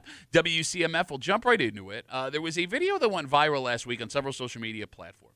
And it is a woman who suffers from debilitating migraines. Okay. And she says that she has found a way to help those migraines. All right, what'd she do? Go to the McDonald's drive-thru. And? She gets a Diet Coke and a large fry. And Okay. she claimed that for whatever reason, when she got a debilitating migraine and had a large Diet Coke and a large fry from McDonald's, the symptoms went away. I wonder if it's all the salt and the sugar. All right, so I was thinking that caffeine. Caffeine? And Diet Coke. turns out you're both right. All right. Some scientific folks jumped in What'd they say? and explained why this is working. The carbonation in the Diet Coke helps to settle upset stomach so you're not getting nausea. Yeah. The caffeine, as Kimmy brought up, that is already in some migraine medication. And the fries, Tommy, they have salt, which can provide electrolytes and help migraine sufferers feel better. But you're also, just the thought of eating French fries makes you happy. I don't know if... Like, doesn't it like release some, what are those, endorphins? Well, you know, like sometimes it's like that first taste of French fries is pretty. Hey, Kimmy, can I point out, Tommy did not see this story at all. I just gave the evidence from people who are in the scientific community as to why it worked. And that's not good enough. You know, maybe your fries are good. But maybe the You're medical saying it thing is done. reduces stress. Maybe you got cancer, you eat a French fry, and endorphins come out and make the cancer go away. Yeah. Shut up. Shut up. That being said, Yeah. the same scientific experts that backed up these claims also said there's a link between sodium and extended migraine headaches, so it just depends on your body, right? There are some people where this will actually work, some where it won't. Now, it sucks to have migraines, right? Yeah, I mean, some people, they can't move. They got to lay flat. You got it. But this has got to be the best medicine for something ever. Oh, yeah. McDonald's? Right? It's relatively inexpensive. Yeah. You're getting a legitimate reason to have it guilt-free. Worth a try. Right? Yeah. Right? Like, oh, no, I have to take time out of my day to go get McDonald's. But then you would start thinking, well, maybe if I eat a little bit more, I wouldn't get any migraines at all. Right? Yeah. Every day I get McDonald's, no migraine. A fry a day keeps a migraine. Oh, I'm saying away. like I throw a Big Mac on there. No, again, I mean, we explain scientifically. How do you not get Because I have an addictive personality, and I would know I would go down that road. No, but I'm saying, like, it has been spelled out as to why this may be working. Yeah. Nothing, including a Big Mac. Yeah, but a Big Mac has the salt and the fat. But you already got the Right, but salt. maybe you don't need They that made much. more. Yeah. No, but I Maybe also too much. I just told you there is also a link between sodium and extended migraines. So maybe don't overdo the salt. You just stick with the fries. I mean, it is hard just to stick with the fries. Oh my God! Again, Could you, as a fat boy, just get French fries? Okay, I love French fries. I could eat French fries until. Oh, all the I think fries in the world are gone. any man loves French fries. Okay, we're having two separate conversations. I agree with you. If I went to McDonald's and they just handed me fries, I would say, "Can I please have a hamburger?" If I am in pain, Right, I'm using this as medicine. yes, I am in pain, and the fastest way for me to get out of pain is my fries and Diet Coke. Yeah, I'm fine with that. Okay. I don't know if I have that kind of what would you call that? Restraint. Yes. Self-control. Self-control. All of those words. Vocabulary. 252 WCMF 252-9263. A wild viral video hit social media last week. It's a woman who has debilitating migraines. She says that she has figured out a way to self-treat them by drinking Diet Coke and eating McDonald's French fries. And folks in the scientific community say there's evidence as to why this might be working. Carbonation in the Diet Coke settles your stomach. The caffeine is already in some migraine medication. The fries have salt, which provides electrolytes and help migraine sufferers feel better. She accidentally stumbled upon a legitimate potential solution to the pain that she was in. You know, it makes you long for those days when you were a kid. Right. When you were sick, you got all the bad food. Like you would get ginger ale Yep. or orange soda, Okay. ice cream.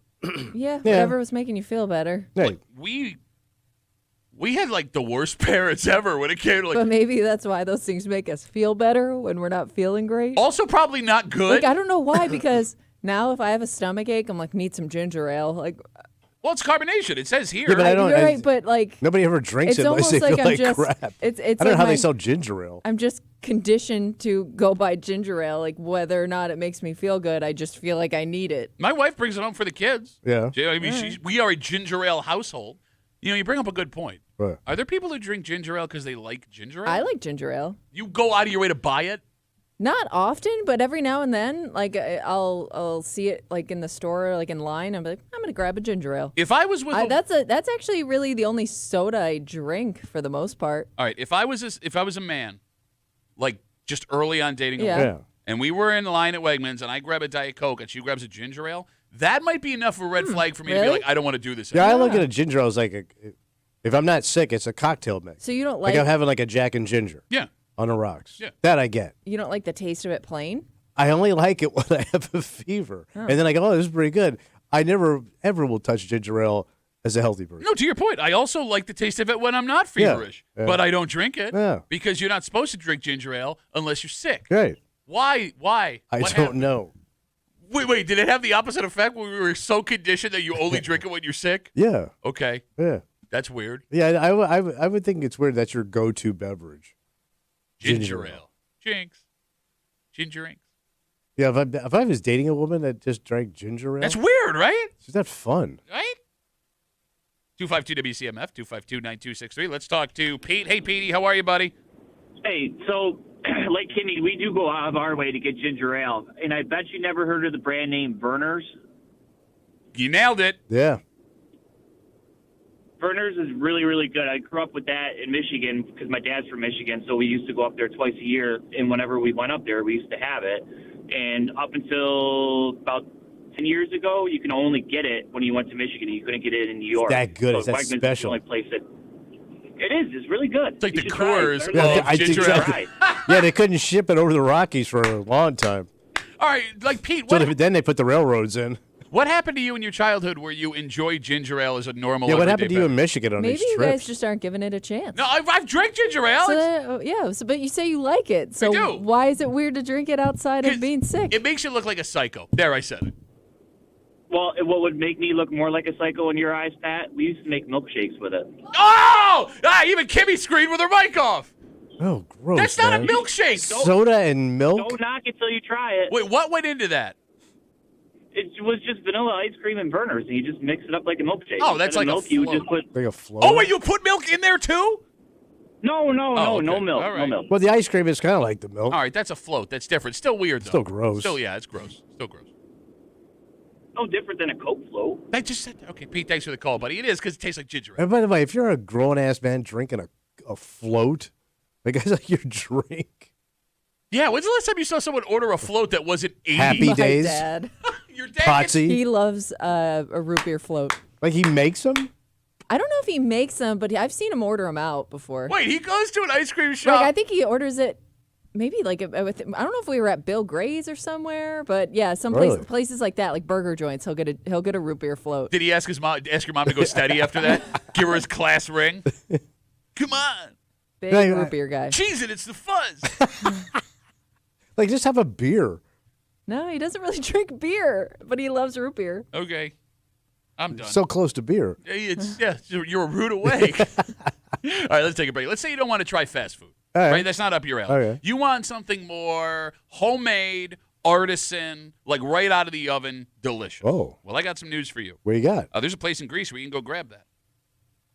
Okay. Why you what? Why are you laughing? I'm dying to know what this is. Wait, say that again. I'm dying to know what this is. Oh well, it's a place where there's a sign out front. That says We have bread here. bread. Yeah. Okay. They were just going to sell you bread. All right. And in fact, one specific type of bread. You can't Google it. And it's not really anywhere where you think it would be. And it seems this is becoming more common in our area the last like 12 to 18 So months. it's popular? Well, look, a change in state laws has allowed this to happen legally. Oh. And folks are taking full advantage of it. It is still weird, however, that people would feel comfortable buying their stuff this way. Oh. And we'll tell you all about it next here in the break room on CMF.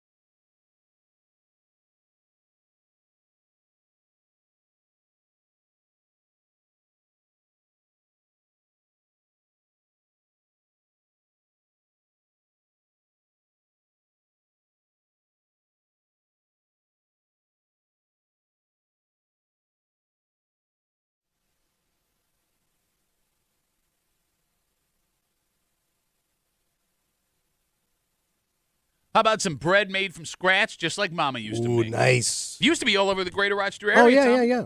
But the old school Italian bakeries, they've been taking a hit the last 10 years. Yeah. Well, the good news, there is a place on the west side you can go and get the warm bread you've been jonesing for. Just make sure they're home when you get there. What do you mean home? You're hanging out in the break room, Rochester's Classic Rock 96.5, WCMF. We have tickets to see Forever Seeger, Bob Seger cover band, June 7th, 8 p.m. They're coming to Del Lago Resort and Casino. We will have those tickets for you in just a little while. Don't call now. All right. Don't call now. But if I were you and you Yeah. want to see this wonderful Forever Seeger show, Yeah. I'd wait a little while longer. Okay. Wink. I wouldn't wink at Seeger. What are you talking about? Never forgets. A wink. That's how that song was originally written. Oh, we'll get you those tickets here in just a little while on CMF. So over the weekend, Yeah. I'm driving Stella, my oldest, to a friend's house, lives out in Greece. Vintage Lane. Yeah. Driving down Vintage Lane, and there is a regular-ass house just on Vintage, and out front there is a sign. What's this say? The sign reads, quote, Artisan sourdough bread, $8, ring the bell. Wait, you go to somebody's house? Yes. Then So it's like a lemonade stand, but for sourdough bread. And they're going to hand you bread. And the lemonade is inside the house behind the door. Then there is a phone number underneath in case you want to, like, check it out. Okay. Put your order in. Yeah. So it seems that there was someone selling bread out of their front door to people just driving down the street. Make a mean sourdough. You guys interested? No. I don't know. I mean, know I what am kind a of- little curious. No, but I mean, I don't know how you do this, What do you mean? how clean you are. You don't know how any of the bakery you've ever been to do it? Yeah, but they have a license. Like they have a health inspector. Put a pin in that. We'll come back around. There's not a pet walking around. Okay. Kimmy, you interested? I'm a little interested only because, like, obviously, like, you think your sourdough bread is good enough that people are going to want it. That's So I am everybody that curious. bakes. I am curious to know why you're going this far out of your way to sell it. So I might try it once. Okay. How successful do you think this person is selling $8 loaves of sourdough out of their front door? I don't know. They ain't. They wouldn't do it if it wasn't That's worth what it I for 'em. mean. Like, I don't think they'd put the effort in if it wasn't working. They ain't making if people weren't bank. coming back for it. What do you think it made a month? I don't know. Let's say you make an extra $300 a month. You ain't making no 300 off of your lousy ass sour bread. It's like 35 loaves. That's like what? 8 loaves a week? 9 You're loaves a talking week? Jesus amount of bread. That's no. Wait. Loaves, it doesn't matter. Yeah. Is it an easy bread to make or something? 'Cause No, it's not, everybody's actually. making sourdough bread right now, and I don't know. I don't understand like where this this trend came from. So my sister is in her sourdough era I have right multiple now. family members into this all of a sudden. Yeah, apparently you have to like let it sit. There's like a bacteria involved. It's a whole thing. Oh, it is a process. But my sister is great at it. Okay. Okay. All right. So you had said, Tommy, you don't want to go buy it out of this person's front door because you don't know about. I don't know them. And most people are grimy. We learned last year Yeah. that the state of New York relaxed laws when it came to selling food that you're allowed to sell and cook out of your own kitchen. And that caused a boom in the sell from home grub I think you're going crowd. to say salmonella.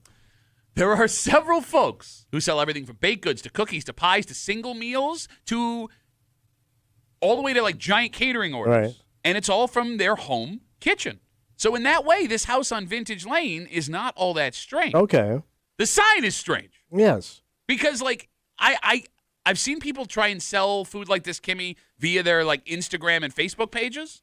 And Oh, yeah, I've seen like multiple like small businesses pop up like organically like that, where it starts as just like a home project and then it kind of grows because people can also share how much they liked your cookies. So yeah, it expands that way. I get like starting from that point. in this case, you're just knocking on a stranger's door, Yeah. looking for bread. I need some bread. I'm pretty sure that's how Les Mis started, with a southern accent for some reason. Yeah, because at least on, social media, I could see pictures of your stuff. Yes. So I And don't your know house. anything other than a sign. Yeah. By the way, I'm checking out. As I'm walking up, I'm looking around that house. Bro, you don't know what the back I of know, houses I for know. every kitchen you go to looks I like. know. And you have worked in the back of a house where you were wiping yourself with meat. You laugh about it and go, I don't want you to know in somebody's kitchen. That's gross. So I know of what I speak. Okay. 252-WCMF, 252-9263. I'm dropping off my oldest daughter at her friend's house over the weekend. I'm on Vintage Lane. There's a sign out inside of somebody's house, his regular-ass house. Artisan sourdough bread, $8. Ring the bell. And it's got a phone number underneath. So I almost stopped because I do love me some sourdough. Mm-hmm. It is the Alabama in the power rankings of bread. Okay. Do they give you like the types of sourdough bread, or you just got to knock and then it's too much sign. surprise? Kimmy, I've given you all the information Okay. I have on the sourdough. I mean, I guess it's kind of like a fruit and veggie stand out in the country. Yeah, but the fruit and veggies do all the work. Okay. So, like, nature makes that thing, and then you just take it. You can't just throw bread seeds in your yard and get loaves of bread. No, but I mean, like, You know what I mean? No, but like those people have to. They have to clean the produce. Their hands are all over it. Well, you wash it when you go home, you cook Okay. it. It's a little different. Yeah. Listen, I'm not even crazy about those egg stands.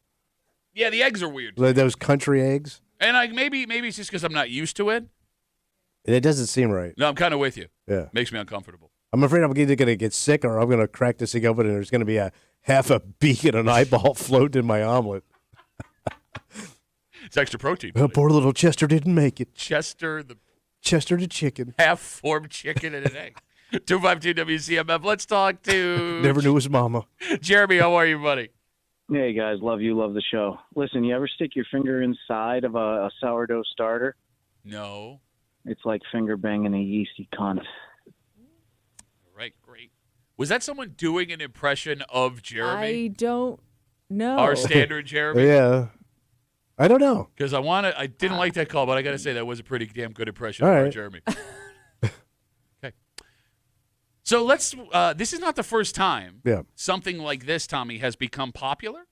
Lest we not forget the homemade cake boom of the early 90s. Oh, we had a comedic buddy that did this.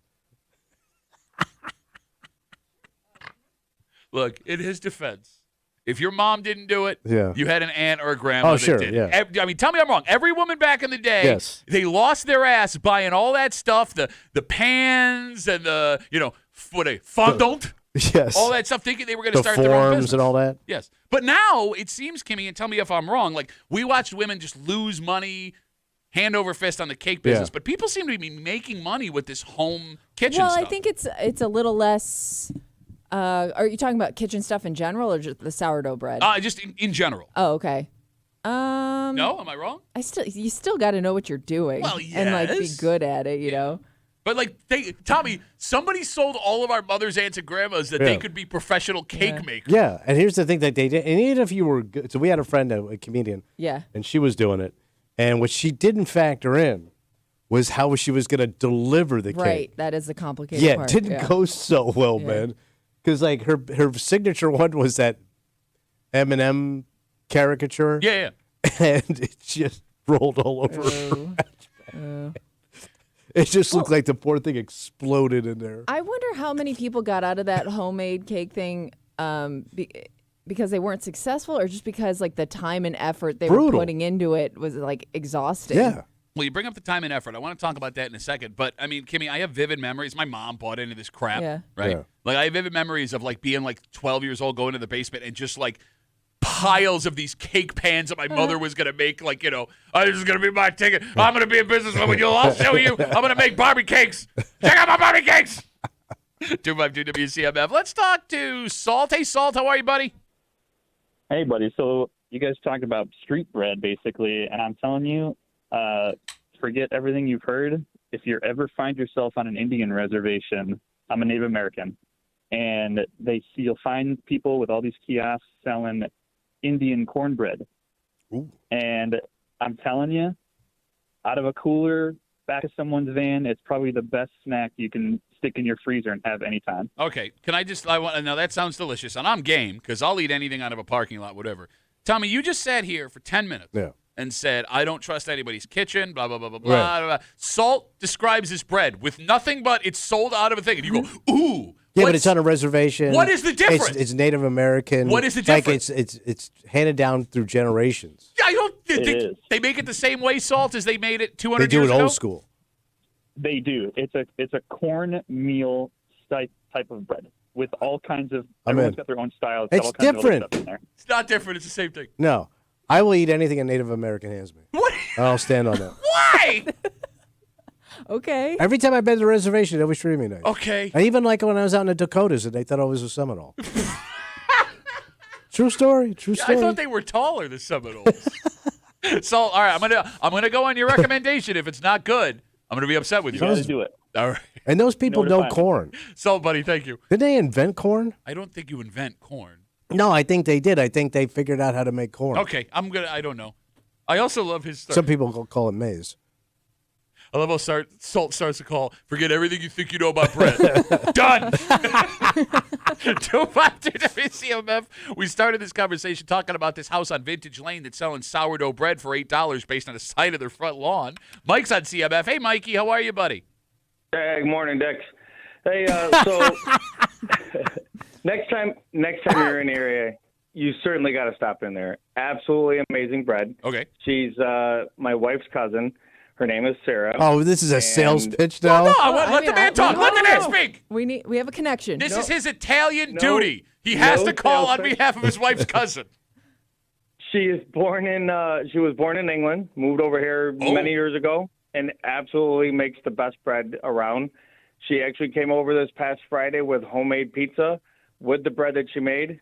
By far the best pizza I ever had. All right, so let's walk through this with me, Mike. All right, so first off, how old is this woman selling the sourdough? For mid-30s. Okay, good call. All right, Tommy, I'm going to ask you a question. Yeah. Do you trust younger woman or older woman making you bread out of her house? Me? Yeah. Old. Why? That's a woman whose cat's going to be like sticking his butt in the dough. You got dough. You got cat butt bread, son. Yeah, have you ever had? Now you got worms. Even if that older person you're thinking of like is a great baker, great cook, every now and then an ingredient gets forgotten. There you go. Well, I mean, she's like ancient, like she's feeble. I don't know. You said old, and old to you is old. old. Hey, Mike, how long has she been doing this for? 6+ years. Wow. But she just started making it an official like business type deal. Okay, so you're telling me that I should walk up her driveway, ring the doorbell, buy sourdough bread, and it's going to be the best bread I've ever had in my life. Absolutely. She's an amazing mom of a whole bunch of boys. And, without question, walk on up there, get the best bread you will ever find. Well, why are you making You're worried about cats running around. How about a bunch of grimy teenagers? Oh, no. They're all young. They're all under 8. Sticking their little fingers in there. Hey, well, Tommy, I got to ask Tommy a question, Mike, while you're still here, because Salt called up. Yeah. And he goes, Native American bread, and you go, I'm in, because it's a different culture. Yeah. She's English. You're not more in because she's English? No, they're not known for food. What are you talking about? Fish and chips? It's all bland crap. Peas and sausage? Yeah. They put, what is that, blood sausage? Well, yeah, that's not bread. Yeah, I know, but but they consider that food. By the way, you go to any Italian restaurant, there's a bunch of Mexican guys making your pasta. It doesn't make a difference. Makes it authentic. You can cook. Hey, Mike, thanks for the info. I'm going to stop in and get it. Well, and not only that, not only just she makes all different flavored breads, too. How fat She's are actually you? gonna be trying a chocolate Nutella bread. Wait, you say Nutella bread? Yeah, Nutella. Like the spread? Yeah. Yeah. But it's in the bread. In the bread. What are you not getting about this? I never heard of chocolate bread. Yes, you have. Chocolate bread? You've never heard of bread with like some chocolate, like any kind of like pastry at a pastry shop? No, but he's talking like a loaf of bread. Oh my like God, you make a it's the same sandwich. Thing. Same damn thing. You're like a human, an alien trying to pretend to be a human. Wait a minute. There are things in your bread? You can put cheese and chocolate? Don't be acting like you all high and mighty. You had chocolate bread. I've had chocolate bread. It's standard stuff. Mike, thanks for the call, buddy. Have a good rest of your weekend. See you, fat boy. Why wouldn't chocolate go with bread? I know. Or I'm like having any a baked sandwich. good. I'm having a BLT. Okay, well, obviously you're not going to make a good chocolate. sandwich with the chocolate bread. Well, it's like cutting a muffin open and putting a ham on it. You wouldn't do that either. Not again. Okay. Actually. That actually could work. Is that our $1 million idea? Muffin ham sandwiches? A ham muffin? I had that last night at your mom's house. It was delicious. All you had to do was go up and ring the bell. Shut up! Set a sign out front. Shut up. Shut up. Sour muffin ham. Phone numbers. Shut up! 252 WCMF. We got tickets to go see Forever Seeger, a Bob Seger cover band, June 7th, 8 p.m., courtesy of Del Lago Resort Casino. You must be 21 years of age or older to attend events at Divine. Tickets are on sale right now at DelLagoResort.com. 252 WCMF will take the 8th caller. Forever Seago. Forever Seago. Steven, it's the best Steven Seagal cover band you'll ever see. Forever Seeger at Del Lago Resort Casino. 8th caller, 252 WCMF. Best of luck here on CMF. Once again, something in our area has been named the best in America. Wow. And here's the thing. A lot of people love to crap on these lists and things like that, studies. This one's hard to crap on. So you think this is legit? I mean, look, man, it's Normally, when there's a big old hole, your mom's involved. Yeah. I got there first. Well, because you know what you were saying. Unlike you, who starts sentences and has no idea. What I'm getting at is this. What's that? Despite how popular this is here, Yeah. even regionally, it does feel with this list, we are blowing an opportunity. Okay. And I'll explain everything next here in the break room on CMF.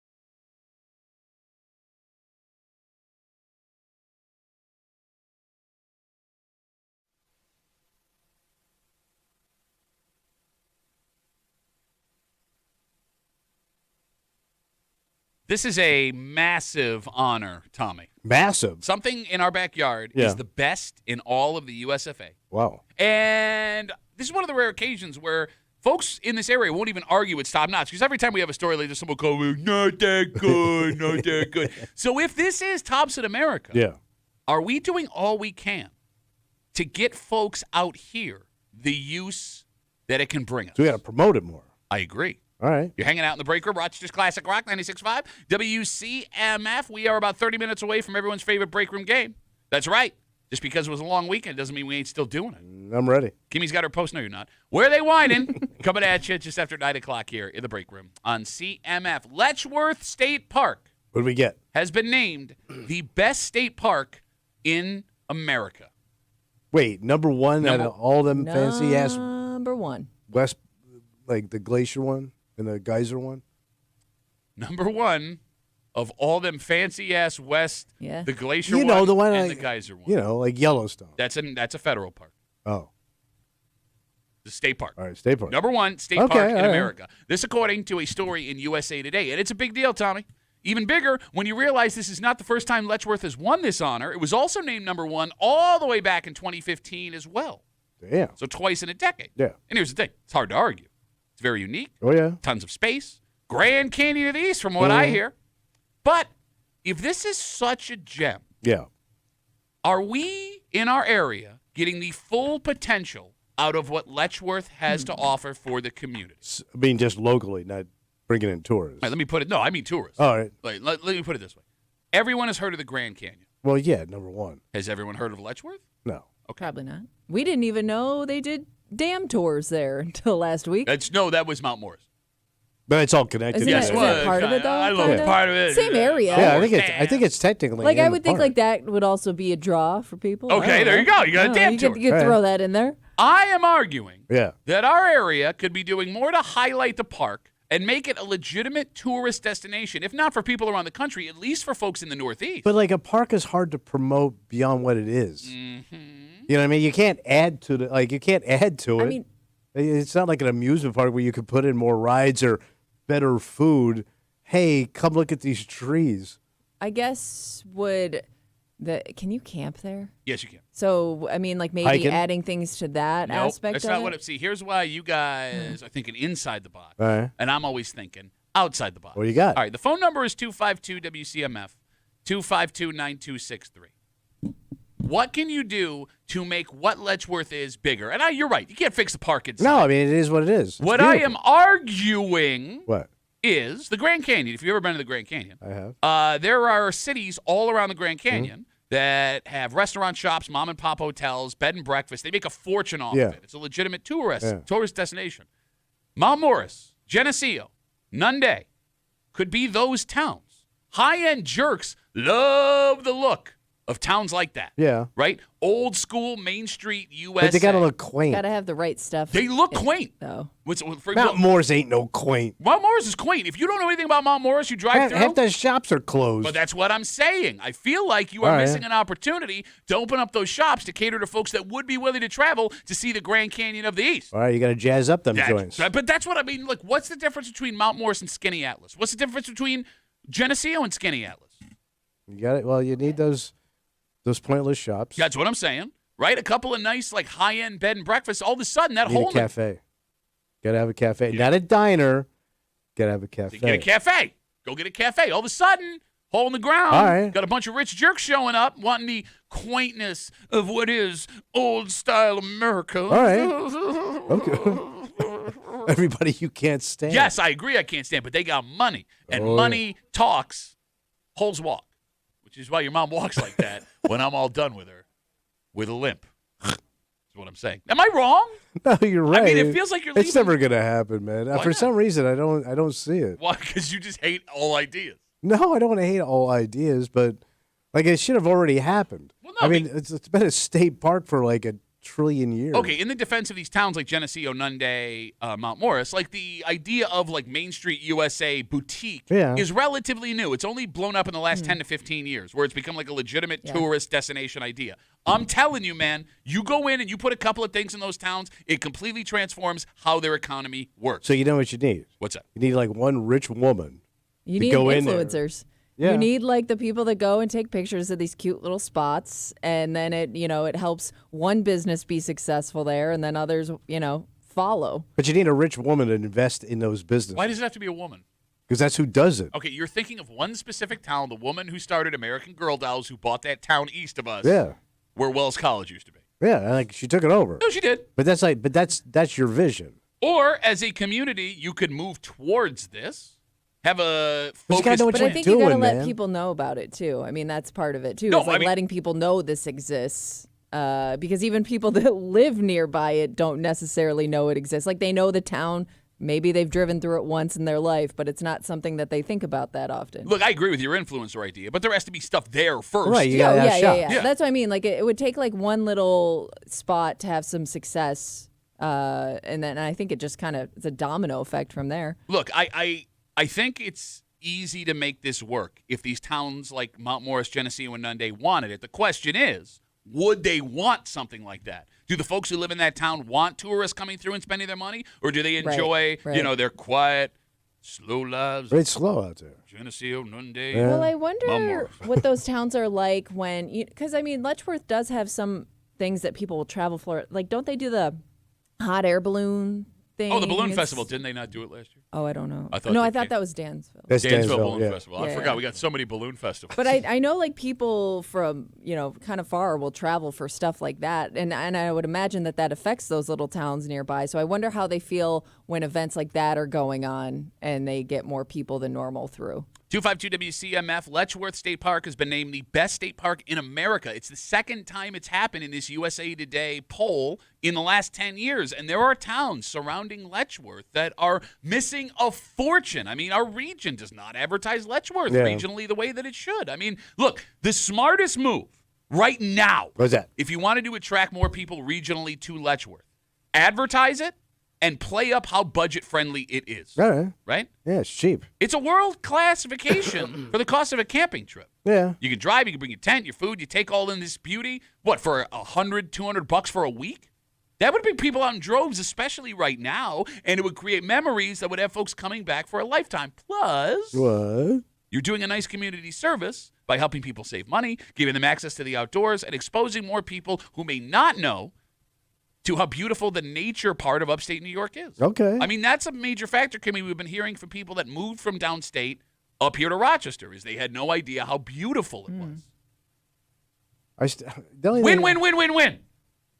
But, all right, you don't have any hotels. Right. You got to have hotels. It's not set up for tourism. No, it's set up for camping and kids. Understood. Yeah. Like you talk about Skinny Atlas. Yeah. But they got those high-end houses and motels and restaurants and all that.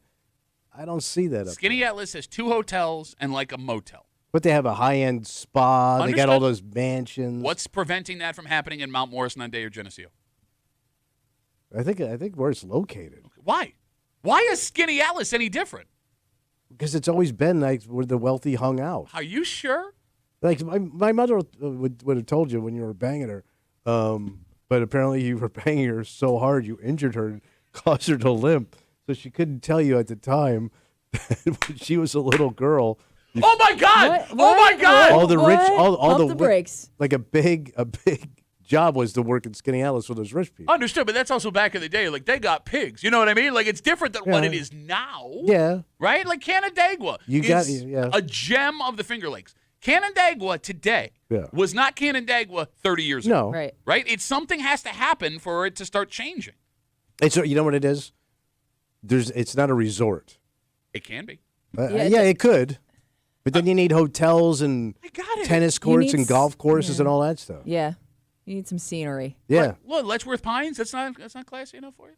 Oh, yeah. The Pines are great. You got bowling. They booked you as a headliner several times. I had a beer thrown at me there. And that was during one of his good sets. No, I was just bowling. 252 WCMF. Here's why the attention for Lechworth may be necessary. There is a really good chance that you've never heard of any of the other parks on this list. Okay. For example, Tommy, are you familiar with Blue Springs State Park? No. That is in Florida. And it's known for its manatees. Manatees just hang out in there. All right. Gooseberry State Park. No. Minnesota. Seems similar to Letchworth. Porcupine Mountain State Park. Sounds dangerous. Michigan, not. Very pretty. The point I'm Careful making. where you sit. All of these places, they got photos. They look really nice. Yeah. All of them are where outdoorsy people would like to spend time. And until right now, most people listening have never heard of Blue Spring State Park, Gooseberry State Park, or Porcupine Mountain State Park. I think you just said a key thing. What? Where outdoorsy people like to go. Okay. And I don't think outdoorsy people care about towns and quaintness. They want to be out in the wilderness, cooking their own food and, hiking. I agree with you. But you're already getting those people. Those people are already coming to Letchworth. What I'm They saying probably is, already traveled to stuff like that. But I don't think those other people care about it. Like the high-end foo-foos don't care. here's what you want. Oh, You what's that? want the Kimmies and her friends of the world. Okay. Ones that don't want to go camping in Letchworth, right? They want the beauty of nature without living in it. Yes, All right. they want to take a one-day hike where they can walk to the edge of a cliff, Oh, take girly hike. Yep, All take a selfie, put it on Instagram where they're looking out over the sky and put some inspirational quote All like, right. life is here, but I'm hereer. You know what I mean? Like All right, so something that's how you stupid. promote it then. I'll give you an example. Breezy down on PXY. Yeah. Her girlfriend's birthday was over the weekend. They were planning on going hiking somewhere down in Skinny Atlas. It rained. They couldn't go. But had they gone hiking, they would have taken some lame-ass picture Yes. that didn't mean anything, make it look like they were roughing it. That's who you want. All right, so that's how you promote it. They got the monies. Okay. You're 2-5 going to get the monies. 252 WCMF. Is this Mike who hates us? Okay, Mike from Skinny Atlas who hates us. Hey, Mike, how are you, buddy? Duffy, you're doing it again. I called a couple weeks ago. You got to stop telling people to come Skinny Atlas. Don't do that. No, I'm saying don't go to Skinny Atlas because you only got 2 hotels. But, Mike, you get the point Thank you I'm so making much. here, right? Well, I got to say one thing. You wonder why. Like, we've got the top 10 cleanest lake in the world compared to your brown Genesee River. Well, you know why? that It's make because your Tommy's Genesee mom never beer out washed of. her you-know-what in it. Right, but we don't serve the brown water Genesee beer here.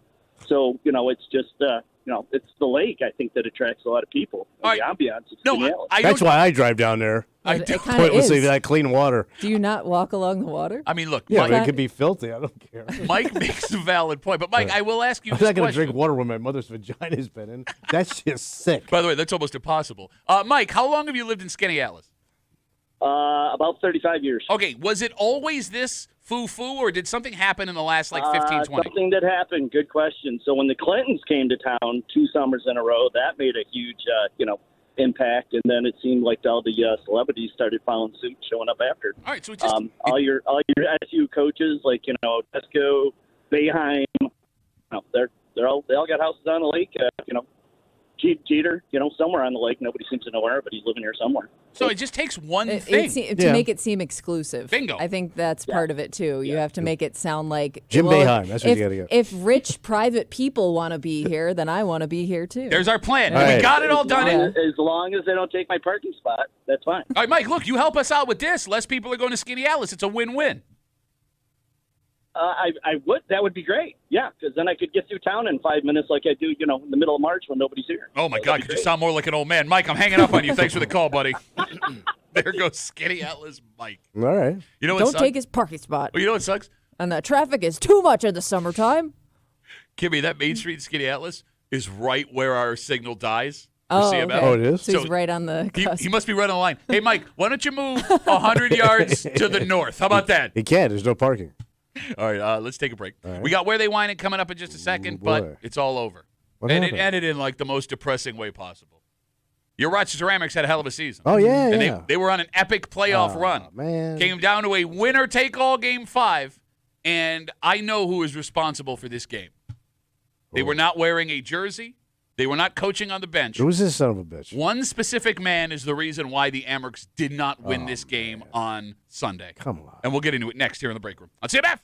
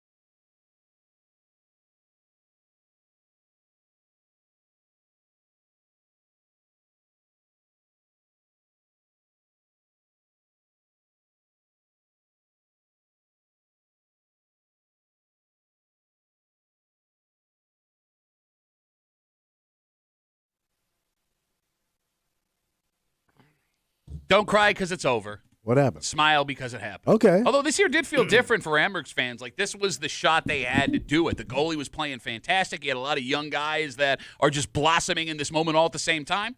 Yet Sunday night, it did not matter. Oh, man. But it's not the fault of anyone wearing a sweater on the ice. It wasn't the fault of anyone in a suit and tie or the bench. There was one man who is responsible for this loss. What happened? You're hanging out in the break room, Rochester's Classic Rock 96.5. WCMF. On Sunday night, your Rochester Americans were in Laval, Quebec to play a winner-take-all Game 5 to get to the Northern Division Finals of the Calder Cup playoffs. And I was all excited. Very excited. Kimmy, we were told that these games would be televised on MSG. Yeah. We quickly found out that wasn't the case. The day of the first game, they were like, kidding. Yeah. So if you wanted to watch the game in Quebec, you either had to drive to Quebec, which, by the way, ton of Ammers fans in Quebec drove up for this So game. they did travel well. Yes. Or you had to get on this app called Flow TV. So you just watch it on like a streaming service. Yes, but so here's the thing. It's got all the AHL games, but they broadcast the Jumbotron version of it. Oh, so it's like a camera base. looking at a No. monitor? They plug into like the Jumbotron right into feed. it? Oh, all right. But it's funny. Every now and then you get like fans. That's all you're getting. So, like, I'm watching these Frenchmen just, oui. The Ammers got blown out. They lost 5-0. Ran out of gas. And it's understandable, right? Yeah. Your backs are against the wall. Laval was the best team in the league all year long. Understandable. Okay. And I don't blame anyone on that roster. Who do you blame? I blame my brother Ryan. Uh-oh. What the hell, Ryan? What'd he do? All right, so I call him on Saturday, and I go, hey, man, I'm going to get the game. Do you want to come over and watch it? And he's all excited. He grabs his kids. He brings them over. We saw how the game went. In fact, it was so bad, there was hardly even an exciting moment for the Ammers. Yeah, what you said, it was a blowout. Yeah, like it was. So there's 2 minutes left. The Ammers are down 5-0. Why are you watching it? Well, because I paid for the game. We'll get to that in a second. You paid? Oh, I'll do. You don't even want to know. Why'd you even tell him? My brother looks at me with Yeah. 2 minutes left and goes, man, every Ammers game I went to this year or watched on TV, they got killed. Oh, really? You didn't want to mention that before I invited you over and spent money to watch this game. Hey, I might be bad luck. How do you not mention that as a sports fan, which my brother is? Yeah. If you have not watched a single victory all year long, stay the hell out of my house. Don't watch the game. I'm going to jinx. Do it for everybody else. Yeah. Cost me $30. Plus all the chips you all eat. Yeah, well, no, I had to get pizza for it. Was it a $30 one-time purchase, or do you get it for like a month now? I get it for a month now. Okay. So I get to watch Laval. Oh, you're not going to watch it No, anymore, of course I'm not going to watch it. My thought process, I was so confident the Ammers Yeah. were going to win. They just felt like a team of destiny. That you figured, well, I'm going to use it for a while. Exactly. I'll have the rest of the playoffs. I can watch them play wherever they're traveling when they're Yeah. not at home. This will be great. Now Nope. you're committed. I spent $30 $30. for You a almost have to night. find something to watch to justify it. Kimmy, I'm like they have all the minor league things, and I love hockey. Is it just hockey? It's I don't know. Oh, I was just curious if they had other. But it's all you know, minor league stuff. Maybe every now and then you'll find some unique sport you get sucked into. I spent $30 to watch the Ammers get beat 5-0, and my brother stuffed pizza in his mouth for 3 God. hours. God, it was brutal. And what makes it even more Yeah. infuriating? AHL games go really fast because there's less commercial breaks, right? Oh, They're okay. not broadcast television. Right. So, like, the average hockey game is like 3 hours long. This thing was over in like just over 2 hours. Oh, wow. No, not wow. When you spend $30, No, but it's done at least. it's like $12 an hour. There's sex lines I could have called and gotten better rates on. Even if I spent the money, if it's a blowout, I'm just turning it off. No, I spent $30. I spent good Well, money. you I'm know, going to watch okay, it. Here's why you watch it to the end, because you don't want to miss some epic comeback because you decided to turn it off early because you gave up on it. So I'm going to watch it till the end just to make sure I don't miss anything. There was something super interesting. What's that? Okay, so, we work in the business here, radio. And when we go to commercial, you can't hear us. And thank God, because we'd have been fired a long time ago. Don Stevens, he's been the voice of the Amex forever. Great guy. Really good at his job. Well, and top guys. he has a color analyst with him, and I don't know his name, and I apologize. I'm sorry. But when they went to commercial, the mics were still live. Oh, so you can hear them just going back and Just forth? having their They're just talking? Yes, they're talking back and forth. And we realized that Ryan and I in the first commercial break, because it's what's broadcast on our sister station, the Fan 950, right?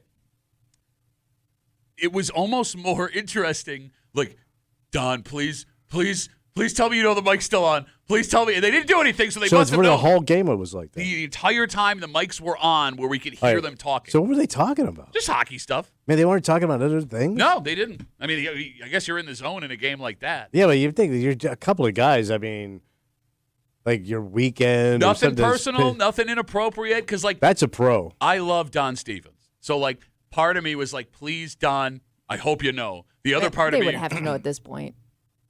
Maybe you still slip up. Yeah, I mean, it. You know, you feel You get a little comfortable. too comfortable. The mic's off, Yeah. I don't know right? how you do that, man. Yeah, no kidding. I've known you. You can't do it with the mic on. No, but I mean, Like they didn't drop one mom joke? no, they don't do mom jokes in None? the booth during commercial breaks of the Ammers Game 5 winner take all. Right between the pipes, just like your mom. Do you think? It's a terrible Don Stevens impression. Do you think you could go 3 hours of at any point in time without talking crap on at least one person? Impossible. Like somebody, especially at work, somebody you work with, somebody that annoyed you, Like somebody three that people did have just something. walked by this room. I got a set on each one of them right now. Okay, just to give you a little behind the Yeah. scenes, Dylan, who's our engineer, Yeah. really nice guy. Top kid. All right. He was dressed so silly that I stopped him in the hallway. Mm-hmm. I brought him in the room so I could do jokes about him. Yes. His outfit, yeah. To his face, Mm-hmm. to both of you. We But public. then you got mad because you didn't get it. Well, no, so because you- I did it first to him, and then Yeah. he didn't get it, so I wasn't going to waste the good material on Yeah. him. I had to use it. But the point, Kimmy, Yeah. who are you asking? Do you think you Yeah, can go but 3 hours? I'm not even talking about just us. Like, I wonder if like anybody at their job could go 3 hours while having a conversation with somebody and not say like not even anything serious or inappropriate, but mention something that somebody did that Gossip, annoyed anything, you. yeah. It would be almost impossible. It would be a horrible day. I'll go even if there's a certain percentage of your conversations that involve something you don't want somebody Right. else to hear. They were complimenting each other and everything. Like, here's the thing. So, again, we're talking about the Ammers getting beat 5-0. I spent $30 to watch the game thinking I'd get the rest of the playoffs after it was over. So they interviewed former Buffalo Sabre and friend of the show. He's co-hosted before, Andrew Peters. Okay. So that was in the second intermission. It's a pre-taped interview. They run the interview. So then they go back to commercial. And Don and the color analyst just kept talking about what a great interview that was, what a great guy Petey was, how great all the interviews So were. it's all Like, positive. Yes, all of it. And it made me feel weird. I feel bad for those guys Why? because they're not having any fun. Because they're good people. They were having fun. But Are they? I don't know. You ever had fun complimenting another guy? Like if I ever came in here, it was just big compliments of so-and-so down the hall. And we go home and go, that was a fun day. Maybe we're just bad people. We are, but we have fun doing it. Okay. But maybe our fun isn't fun to other people. Oh, that's for sure. Okay, so I've there's my seen our point. ratings. You have made my point. Maybe if we made an effort to be kinder, we'd be happier. I don't think so. I really don't. We should try it one day. We should try Shut one up. day. See how long we can go without saying something bad about somebody. Because you think you can. Without saying, look, it would be hard. I can do it. You don't. I have don't the know if filter. you can do it. Without saying anything bad. Yeah, because you might do it without really even noticing that you're saying something bad. Your line of bad has been blurred. I think the only one that could probably, if anybody could achieve it in this room, maybe Kimmy. No, she's the cattiest bitch of all of us. But she can also cover it up. I know I can, and I know you can. I think I could do it. No, I got you kids, can't. man. I gotta switch when I get home to family time. You come Like up with names about those people. That's a fun. Not my kids. No, About the but- guys that my daughter is seeing. The only way you could do it is if you were distracted by something. Like if you were like, just trying to get something done or actually working, doing something important. That's the only way I could not say something bad. Okay, did you hear what you just said? What? If someone was working hard trying to get something accomplished, Yes. So not Tommy. No, he ever admits in it. his life. All right, so the off season begins. Oh, damn. Shut up. It was fun. I could not get into that. I could not come over to your house on a weekend night to watch the Ammers. We had a blast. Oh, here's the funniest part. Well, yeah, you had a blast making fun of your brother. No, we were. I don't know. Initially, it was probably fun. Yeah, I mean, it was exciting until went like, downhill from there. I mean, it was only 2-0 at the end of the first. Okay, we're all golden. Right. When it was 4-0 in the middle of the second, I'm it wasn't out. fun anymore. The funniest thing, and we got where they went coming up in a second. It's a big deal, right? All over social media, the Ammers are pumping out all they can. This is a huge thing for them. Okay. So on the Instagram, they have this take a picture of where you're watching the game. The Ammers ask fans to do this. Okay. And tag us, and we'll share it with you. Okay. Always wanting to support the hometown team. Sure. Ryan and I both on our Ammers sweaters in my basement. We take our picture. Oh, you sent it in? Yeah.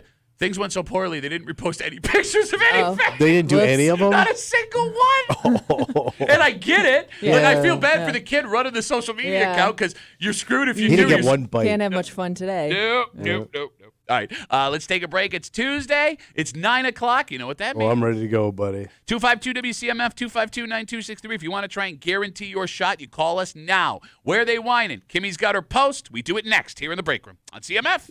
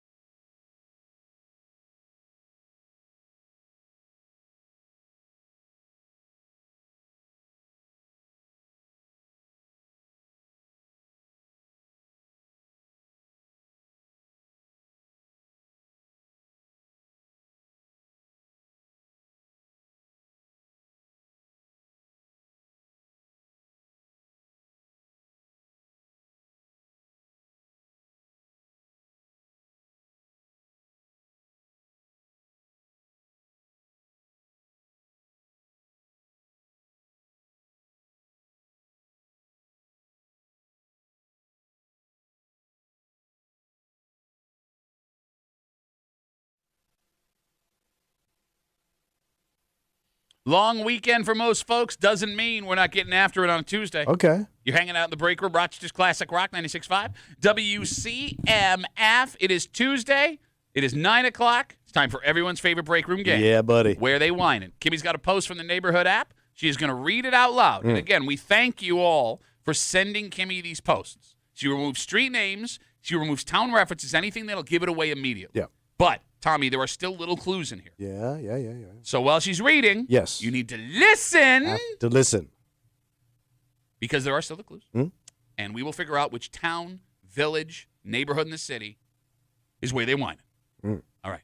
The phone number is 252-WCMF, 252-9263. Chris B. won last week. Yep. He is currently on hold. So we will have someone in, what was it put? The Ben zone? The Ben zone. The Ben zone, Yeah. picking from the back end. Are you ready? I'm ready, buddy. I'm bubbling over today. Oh. I got I don't know this. if that's a good or bad thing. Oh, it's good bubbling. We're going to find out. Kimmy, are we ready? Yep. Let's do the damn thing. That's so fast. No. Even the computer is Well, I against see I'm you. bubbling over. All right, Kimmy, are we ready now? I'm ready. All right, let's do it. Webster, Hilton, Ironically, where they whining? Let's not do this again. Shut up! Shut up! Oh, yeah. I already see limos out for proms, and I'm dreading what's coming. Actually, everyone without a kid participating in prom dreads what's coming. Ever think about that, parents? Not all of us find this adorable. You hold your neighbors hostage for an entire afternoon. Every year, someone on our street decides to host a pre-prom party and disrupts the whole neighborhood. Cars line the street and park on lawns and block the fire hydrants. If there was a real emergency on our road, someone would die before help reached them. We all know blank is a tight, winding road. We do not have the space for a large volume of cars and traffic. Add a limo into it, and we'll have the same problem we did last year. Remember when it got stuck trying to turn around? I do. I ran out of my house to help because everyone was just standing around staring at the poor guy behind the wheel. Ran out of his house to help him to go. Okay. I'll help. Let's learn from that and go somewhere else to host prom pictures this year. There are plenty of other scenic places to throw your party. Pick a park or someone else's house. Don't do it on blank street. Oh. All right. The phone number is 252-WCMF, 252-9263. I feel like you immediately think you know where this is. No? Oh, you're struggling too. Well, it could be anywhere, but he said winding street. Yeah? And scenic and nice area. So I'm thinking that this is located close to the lake, this town. Why?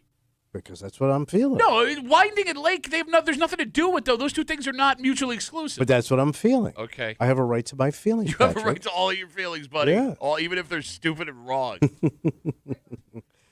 So I got a vibe because I think I've seen this a ton when I lived there. Mm-hmm. But this is Webster. Oh. Yeah. They winded in Webster. Yes. Okay. Let me write that down. And you hate that. I can hear it in your voice. If I am not... Did you think it's a good pick? If I'm not mistaken, wasn't Webster the town last week? I don't remember. No. I don't know. No. I'm sticking with my pick. Are you watching him? If you're watching him on the live stream, he's shaking his head. No. You're like Jimmy Stewart. I want to live. Kimmy, was it Webster last week? Was that the town that won? No. Why am I totally blanking on We'll tell you that what, time? you can pick up line 4 and we can figure it Okay, out because yeah, he yeah. won. All right, so we'll get Kimmy. I'm almost positive Webster. While we're figuring that out, All right. I have a West Side vibe here. Okay. Okay, and here's why. What's that? Limos used to be like the exclusive thing for proms. Yeah. But in the last couple of years, that has gone away a little bit. All right, so it's more affordable. Not that it's more affordable. It's just that folks that are of the higher end don't look at limos as high end. And I don't know why that is. Kimmy, is it Webster? It was Irondequoit. Damn. Yeah. Ah. All right. So you're thinking West Side, Yeah. working class neighborhood, Maybe not working class the Good way you people. think it. All good people on the West Side. good people. Chile. I know exactly where this is. And it makes perfect sense. You know the neighborhood? I mean, I know a general area. It's over near Black Creek Park. That's where you got married. Yeah. What is that? What you make it sound like it makes it not classy because I got married there. No, it was a lovely wedding. Got that? Lovely. My wedding. wife planned the whole thing. She played my wife losing her purse. Where is my purse? Yeah, man, this is Chai-Li. All right. Don't look at me, man. I know you don't seem very confident. Well, he's over not there. confident either. No, he know, hates yeah. my pick. I know, but I don't know if he loves his pick. This is hard. Like, this he's could be looking around, literally like, every town in Rochester. It All could right. be. Phone number is 252-WCMF, 252-9263. Like we said, Chris B. from last week is waiting in the Ben spot, so we'll get him last because he won last week. There was one rule and one rule only. What's that? You get one pick. If you're sitting on hold and you hear someone else say your town before you're up, you got two choices. Either hang up the phone, try again next week, we won't be offended, or pick another town. If we pick up the phone and you say, I was going to say, but then I went, you have been disqualified. The commissioner has all final say. 252-WCMF. Let's kick it off with Tom. Hey, Tom, where they whining, buddy? Morning, guys. I'm going to say Brighton. Why Brighton? I don't know, just something. I really don't know. It's just a fat gut of mine feeling that it's Brighton. All right, I'm not really. I think the important question is, how fat is your gut? Can we trust it? Well, I can see my winky, so it's not that big. Okay. Right now? That's too funny. That's how you know something's funny, when somebody looks at you and goes, funny. Too funny? Funny. Tom, we got you for Brighton, buddy. Thanks for the call. All right, thanks, guys. There goes Tom. Quick sidebar. What's that? Drives me nuts. I will tell my wife, say something funny in front of my wife. She won't laugh. She'll go, that's funny. No, it's not. If it was funny, you would have laughed. Yes. That is the. But who are you mad at? I'm mad at her. No, you should be mad at yourself. I would rather you not Because they're pander. being polite by telling you you're funny. No, but just tell me it's not funny, and I will adjust accordingly. 252-WCMF, 252-9263. Let's talk to Caleb. Hello, Caleb. Hello, Duffy. Where are they whining, bud? So don't hang up on me. I'm a nice guy, okay? I'm going to go with... Where are they I'm whining? going to go with Pittsford. Pittsford. Why Pittsford? I'm getting uppity east side from this, and you don't get any more than that in Pittsford. I feel like limos in Pittsford are played out, man. And nobody runs out and helps anybody in Pittsburgh. They'll let you die in the Not street. in your neighborhood, at least. They'll let you die in the street, Yes. did you say? They'll run over you. Okay. I mean, I feel like that's playing right into what Kimmy wanted you to think. Man. Ooh. I don't know. Sometimes it is the obvious pick. You never know. Yep, but not this week. Caleb, thanks for the call. 252-WCMF. Let's talk to Bill. Bill, where are they whining, buddy? Hey, how you doing? Good, Bill. What you got? I'm gonna say Ogden. I hate Ogden. Why Ogden, Bill? Good God. Well, plenty of that wasn't my first choice, but that's what I'm going with. What was your first choice? They were used. Oh, wait, so you had multiple that just got picked. Yeah. All right, but here's the thing. We picked 4 towns: Webster, Chi-Li, Brighton, Pittsford. A ton of stuff out there. So there's like another dozen standard towns. And you went with Ogden? Yeah. All right. Bill, thanks for wasting everybody's time, buddy. Yeah. Have a good rest of the day. We got Ogden. 252. Did they even have proms in Ogden? I don't think so. Don't those kids stay home and churn butter all night? 252-WCMF, 252-9263. We should get a lady in here. Oh, yeah. Make it Squeeze her fair. Let's talk to Alicia. Hello, Alicia. Where are they whining? Hey, I'm going to say Victor. Why Victor? Because whenever you go in that area with the mall, there's a lot of windy roads there. And I've seen, like, the fancy houses they have up there, like the ones that are worth, I don't know, $500,000. They look like they got some rich prom kids that could afford a limo. No, but here's the thing. I think that limos have become, like, shockingly affordable. No, not really. When's the last time you got a limo, Alicia? My cousin's wedding, and I didn't have to pay for it. Well, how do you even know? She's got a rich cousin, bro. She got cousin. And that was one of them busted limo buses with a stripper pole. No. This was like a tricked out limo because she's Indian, and they, like, spend a shit ton of money. Whoa, gimme. Thank you. Okay. Alicia, thanks for the call. Have a good rest. I learned something new about Indian people. Yeah, today. they got a lot of money apparently. 252-WCMF, 252-9263. Let's take one more call before we get a reread for the folks just joining us. Cody, where they whining, buddy? I am not a nice guy. In fact, I'm quite a dick.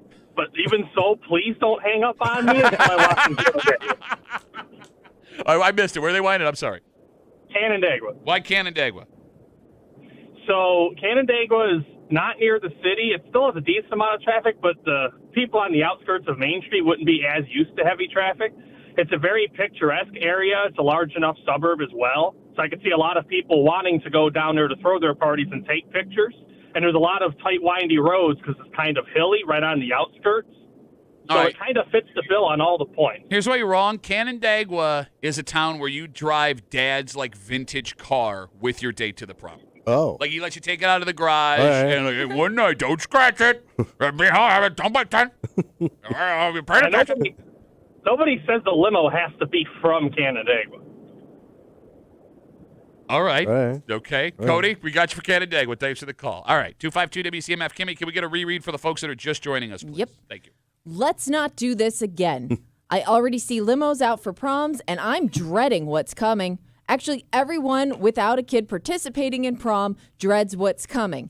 Ever think about that, parents? Not all of us find this adorable. You hold your neighbors hostage for an entire afternoon. Every year, someone on our street decides to host a pre-prom party and disrupts the whole neighborhood. Cars line the streets and park on lawns and block fire hydrants. If there was a real emergency on our road, someone would die before help reach them. We all know blank is a tight, winding road. We do not have the space for a large volume of cars and traffic. Add a limo into it, and we'll have the same problem we had last year. Remember when it got stuck trying to turn around? I do. I ran out of my house to help because everyone was just standing around staring at the poor guy behind the wheel. What a dick! I know. Let's learn from that and go somewhere else to host prom pictures this year. There are plenty of other scenic places to throw your party. Pick a park or someone else's house. Don't do it on blank street. 252 WCMF 252-9263. Tommy is in Webster. I'm in Chili. Tom is in Brighton. Caleb is in Pittsford. Bill had multiple picks taken, so we went with Ogden, even though he was the fifth in. Yes. Ogden. Alicia's in Victor. We also learned that Indian people spend a ton of money on weddings, Yes. which is why the limo she was in was tricked out. Cody's in Canandaigua. I got some bad news for you, buddy. Whatever. Lisa writes us on Instagram. Duffy on WCMF, the easiest way to get us. She says, Webster didn't have prom yet, at least not Schroeder. Well, yeah, they got two high schools. Got two colleges? University of Thomas. Doesn't bode well for you, buddy. But this it could have been from last year. This could have been from last year. Anticipating problems this year. 252 WCMF. Let's talk to Barber. Barber, where are they whining, buddy? I'm going to go with Fairport.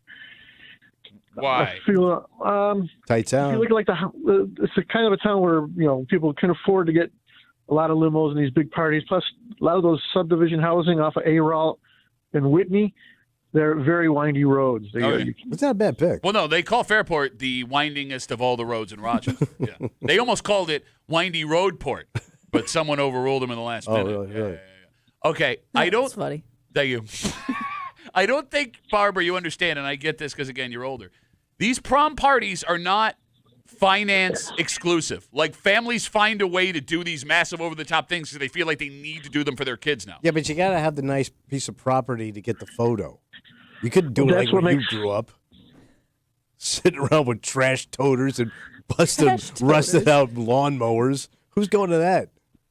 Well, the Fairport works twice now because all that money they saved on those government-subsidized front porches. I didn't think went about the towards limo government-subsidized parties. porch. Man, this is good. Yeah, all right. Barbara, thanks for the call, buddy. What? You like his pick?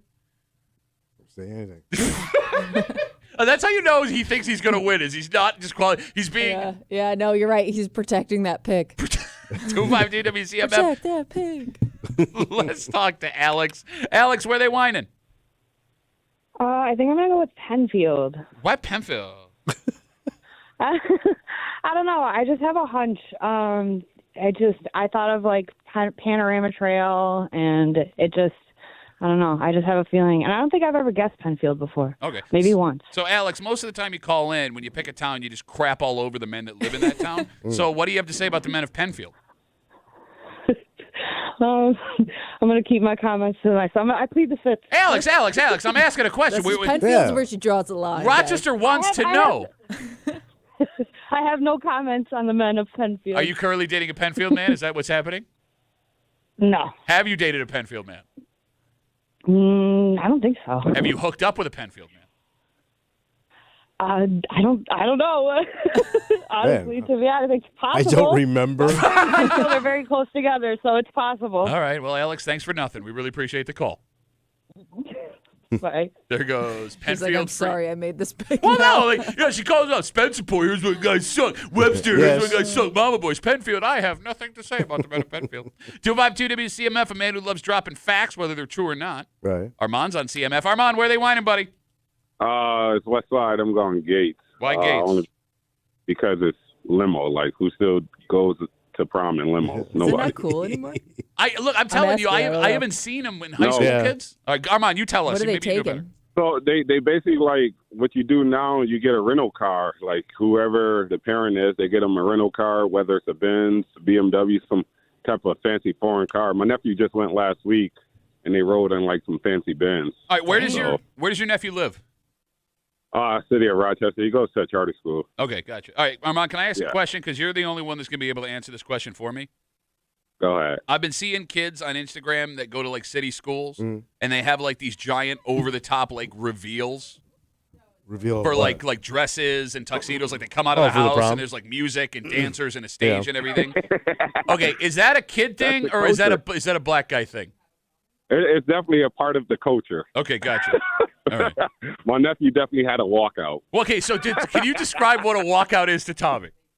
A walkout is like a red carpet event. You know how you hop out the limo and you got all the paparazzi there taking pictures? That's basically a walkout for prom, but you're coming out the house or a car maybe. All right, so you did it And right then in you your go front take door. more pictures. Yeah. All right. Yeah. No, because I'm trying to figure out if I'm going to have to do this. Like, what part Yeah, of the you culture? will, you will, Well, you I don't. Okay. Well, you're a mixed family, so you're halfway. You're a mixed family. Could you, like, you I have to come out of the sunroom. If Armand. Damn, Tommy. Thank you. What? Well, you're a blended culture. No, thank you, Armand. I'm glad you Was got that that. bad? What? Was that bad? Coming out of your mouth, it sounds bad. Why? Tommy, I gotta go. What I said? What was bad with that? Bad, bro. That was bad. Real bad. Bye, Armand. Thanks That for was the call. No, look, I'm not saying it. Armand's saying it. I ask a question. I start understanding culture. You come in here like a goddamn cinder block. 252 WCMF. Let's talk to Jerry. Jerry, where are they whining, buddy? Jerry. Hey, what's up, man? How you doing? Hey, Good, man. What do you Jerry. got? So I just kind of dialed in midway through this whole this debate. Now, what exactly was the post? It was about what? Jerry, listen, Jerry. Pick a town. Give me the 5-second version. I'm not giving you anything. You have to listen to the post. We cannot repeat it for you. We also cannot tell you what towns are taken. So, Jerry, you are on the spot. You just Where are they pick a whining? town, Jerry. Where are they whining? Define whining. Oh, my God, Jerry, pick a town, buddy. You right now. Just give me a whining. Oh, I'm not whining. I just want information. So I'm probably. I mean, from what I'm gathering, I'm gonna go one of the Websters. Well, Webster. There is one Webster. You pick the town Webster. One of the. So you want the Webster town? schools. You want the town of Webster? Yes, absolutely. Ah, you've been disqualified. Tommy, pick Webster already, Jerry. You wasted all your time, all that talking, and you're out, Jerry. You're gone. I wouldn't say I wasted. my Wasted your time. I Wasted think- everyone else's time, Jerry. You suck so hard. You suck so long. You're out of here. I'm hearing chuckles, so Right. it's not a waste of time. Jerry, thanks for the call, buddy. God. Jerry's just here for the chuckles. We would sell so many of those T-shirts in the rock shop. All right, 252 WCMF. We are up against it. We have to go with our winner from last week. Okay. From the Ben hole. The Ben Zone. Ben but you Zone? can Ben call it Spot? the I don't know. hole. I like the Ben hole. Ben hole. Last week's winner, 252 WCMF. Chris B's got the last word. Chris, where they whining, buddy? I'm going to go Greece. Why Greece? It sounds like DiTullio might have wrote that. We do not say bad words about John DiTullio. He's the nicest man on the planet, buddy. No, I love him. He's a good guy. All right, so why we going Greece? Just a bunch of high schools, big area. Just feeling Greece. Okay, great. Big area. All right, Chris B, thanks for the call. All right, Chris B with Greece. All right. Here's where we're at. What we got? Tommy is in Webster, despite the fact that we got alerts that they have not had their prime yet. I am in Shiloh. Tom is in Brighton. Caleb is in Pittsford. Bill is in Ogden. Alicia is in Victor. Cody is out in Canandaigua. Barbara is in Fairport, thanks to the government-subsidized porches. Alex is in Penfield, does not have a bad word to say about Penfield men because she has yet to experience one, apparently. Armand is in Gates and then got super uncomfortable, hung up the phone. Jeremy, not knowing what was going on, picked Webster and then disqualified himself. But he was here for the chuckles. Yeah. And last week's winner, Chris B. from the Ben spot, is going with Grease. Are we ready? Is it the Ben spot now? I don't know. What are we going? Pick it. You pick it. You I like pick the Ben it. Zone. Ben Hole I think sounds Ben Zone. funny. I kind of like the Ben Hole. All right. Do we want Ben Zone or Ben Hole? I like Hole. All right. I vote Hole every I time. vote Zone, so you're the tiebreaker. Are you Zone or Hole? Let's let Jerry decide. Jerry, call back. You're going to be the final word on if we're going Ben Zone or Ben Hole. He's going to call big. What am I playing? While we're waiting for that, let's do this thing, Kimmy. Rockport. Oh, sit down. Grease. Fairport. Where they whining? Another week of you guys absolutely crushing the correct answer. And I mean like insulting the person who picked the right town, because this person has won before. I believe this is their second star. So next week they will go from the Ben Zone, Ben Hole, Ben Spot, whatever you want to call it. Because this week they whining in Pittsburgh. Damn it. Caleb is such a dork. I know. I hate when But dorks win. he's a top dork. Top dork. Gold star dork. All right, so this is Caleb's second win. Yep, I think so. Yep. Congratulations, I think so. Caleb, on your Pittsburgh win. That's just too scratch. It doesn't make sense. I don't like it when it makes I too know. much sense. This sucks. So that means next week, okay, I see Caleb calling back. I'm not answering the phone, Caleb. I'm not picking up your call. So don't waste your time. But now that I think about it, that pick makes sense. Oh, now it makes sense that It you got does. the right answer, stupid. Because remember I said like nobody would run out and help? Yeah. That was that guy's point. He was the only one that ran out and helped. Everybody else stayed in their house. Man, you probably should have thought about that before you made the pick. Damn. All right, so it looks like Caleb is picking from Ben's I Hole also next wanna point weekend. out, you literally live on a street you can't turn around on. Yes. Yes, I do. I do. So he's in Ben's Hole next week. Yep, he is picking Ben's Hole. He's stuck in Ben's He's Hole. got he's all up in Ben's Hole next week. He's going to be peering out of Ben's Hole. I think we found a winner. Well, no, because Jerry hasn't called us back yet. Yeah. But he's only here for the chuckles. Congratulations, Caleb. Way to go, buddy. All right, let's take a break. You know, there are some articles that are written that are warning people that do common things not to do them. 'Cause Yeah. it'll get you in trouble. This one, I think, stretches it a little bit. All right. Because find me another person that has been in this exact situation that needs this advice. Okay. We'll get to that, and we got tickets to give you, too. Ooh, nice. All that next here in the break room on CMF.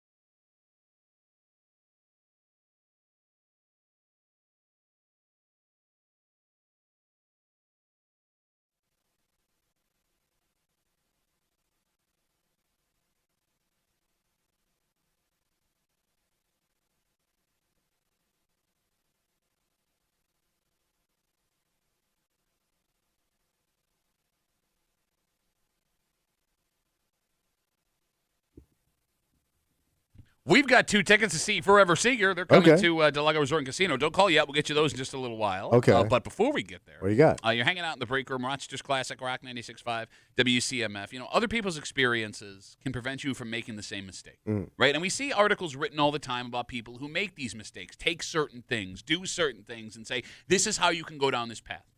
However, I would argue this story is for absolutely no one. Yeah. I'm going to read you the headline. Are you ready? It's in the New York Post. Been there, done that. Drug mule mom turned OnlyFans model share warning to women arrested for drug smuggling. So you're a drug mule. You're also on OnlyFans as a. So you're okay. Mom, hot mom. Those are- hot mom. I guess those are probably 2 separate things, Okay. maybe. But, like, it's a. Who are you talking Yeah, to? 2 different businesses going on. Yeah. Who are you talking to? You were talking to somebody else who also has 2 different businesses going on, right? No. So she wants to talk to other OnlyFans models That are also drug that are mules? also drug dealers. Is Kind that of what drug I'm getting? mules, not dealers. Are you mules. hot Okay. and full of heroin? This woman who's from Yeah. the UK was arrested in England during Yeah. a shopping spree when police say they found 70 heat-sealed bags of marijuana in her bag. Okay. And because she was arrested in the UK, it happened back in 2023, 77 pounds. She didn't do any jail time. She got a suspended sentence, although she did lose her career, whatever that was, before she went to OnlyFans. So there have been 2 women this month that were arrested, or in the last couple months, that were arrested in other countries being drug mules. But here's the problem. As great as this advice is, by the way, there is no advice in the article either. Right. She does not talk about She how doesn't to want to give you the advice. Nope, does not want it. She just seeking out people to give advice no, to. she's essentially like, be careful. Oh, I thought she was like Careful trying about- to reach out to a certain group. But it does kind of it feels like this is just promotion for her OnlyFans. It Somebody does, yeah. wrote an article about it. But like, I would understand like if somebody took like let's say Ozempic, right? Yeah. And they had a bad experience. Well, this was my experience with Ozempic. Yeah. There are lots of people doing it. Here's Sure. what you should look out for. If you had a bad experience eating at a certain restaurant, Yeah. right? This was my experience. Look out for it. It feels like there are several steps you have to hit before you're in drug mule territory. Yeah, you would think. Right? Like 5 or 6 things have to happen Yeah. before you even consider the idea of being a drug mule. Because you'd have to meet the right people at the right time. You would have to be in a right spot in your life. Yes. You would have to look a certain way because this woman is, I mean, she's good looking. Right. Right? So that's the idea is like no woman that looks like that Would would be- be yeah. doing that. Okay. right? So you would have to talk to a smoking hot mother who is so desperate Yeah, willing to risk it all. to travel internationally Yeah. to smuggle drugs. And possibly get killed. What percentage of the female population globally is that? A hot, drug-muled woman. Yeah.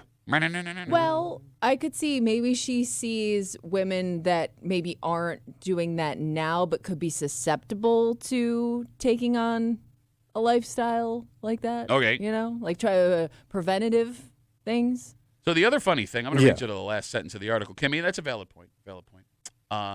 This woman claims she knows who put the drugs in her bag, but wouldn't give her name. Give their name. Ah. Oh, Did damn. that really? Oh. That really help Yeah. it? Yeah. Anybody here? Well, you could be scared, Okay. Do No, I that? get it. I Yeah, get it. I yeah. get it. I'm just saying, if you got the information, you're not but gonna maybe give not her put the it out information. there in the first place. Yeah. You know, like, don't do the Yeah. article if you're scared of things because Yeah. drug mule thing, Sure. right? Like, I've been in some really bad spots in my life. Oh, sure. All right. But I can confidently say I've never been in a spot where drug muling looked like a good idea. An alternative. Yeah. I mean, have Yeah. you? Would you have done it? No, but I would have been good at it. Why? Because your last name's Mule. No, because I don't look like a drug guy. You look 100% like a Yes, drug you mule. do. I do not look like You a drug could not look more. Look at all those pockets. You are the quintessential drug mule. drug mule looking man. Little, ugly, nothing else going for you. Yeah, but I'm also just an old guy. Yeah. Old guys. You think there's an old guy drug mule? You think they're smoking hot chick drug mules before this story? Well, I'm sure there's more ugly old men than hot women. We all saw that. What was that? Clint Eastwood. Clint Eastwood, movie? yeah. What was it called? The Mule. Oh yeah, yeah. Yeah, remember that? Remember Was it called The Mule? Wasn't it? Because we made. Yeah, I fun think of you're you. right. I We think did. you're right. There was Yeah, you're another movie we found out called The Mule, and we had Yeah. the advertisement for it. I don't know, man. Like there can't be more than 1% of 1% of women that would qualify for that article. I agree with you. Because, again, these aren't, like, all of these women that were arrested are coming from, like, Western, well-developed countries. Not to sound like a jerk, but I would understand why someone in a very desperate situation in other places would be willing That also deal in a lot of drugs. Exactly, would be willing to do something like this. This one's from the UK. Yeah. Right? So it's like, Yeah. even run out of that excuse. Yes. So, from now on, if you have advice to give, Yeah, what do you do? maybe don't use the article and not give any advice while trying to promote your OnlyFans after you got busted for being a drug mule in the United Kingdom. We got a pair of tickets to go see Forever Seeger, a Bob Seger cover band, coming June 7th, 8 p.m. to the Del Lago Resort and Casino. You must be 21 years of age or older to attend events at the Vine. Tickets are on sale right now at DelLagoResort.com, 252-WCMF, 252-9263. Eighth caller, best of luck from your friends here on CMF. We come back, wrap it up, tell you what we're doing tomorrow. Next, also, let's see, Beth.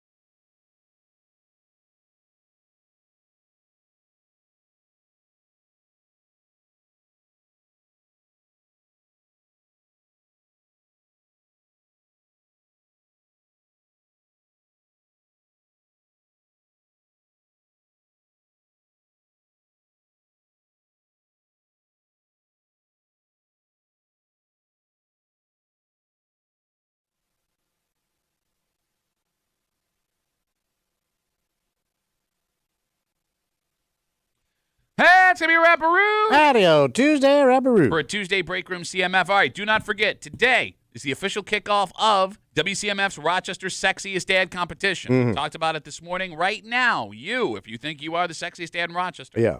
can log on to WCMF.com and submit your photos. All of the rules are there. You have until June 9th to submit. Then the voting comes. Our panel of judges, including you listeners, will vote, and the winner of this year's Sexiest Dad gets a Swiss watch valued at $500 from our good friends over at Heritage Jewelers. So find your sexiest picture, boys. Post it up, WCMF.com, and by Father's Day, we will have a new champion. Sexy champion. Sexy champion. Yeah. I like that. Sex champ. No, we can't that's say it different. again. Yeah, Can't do that's that not one. quite the can't say same. that from the Ben hole.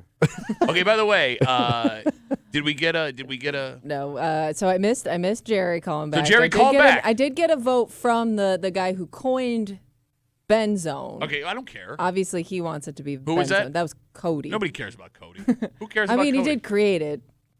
Got to give him some props. Nah, screw him. I wanted Jerry. You know why? Why's that? Because he's here for the chuckles. All right, so go submit your picture to the Sexiest Dad. And again, we have to tell you this every time we bring it up. It cannot have anything obscene Yeah, or nasty. inappropriate. So leave your dongs and cracks out of the photos, boys. All right? Keep your dongs and That cracks. dad T-shirt isn't as funny as you think it is. That goes pictures or not.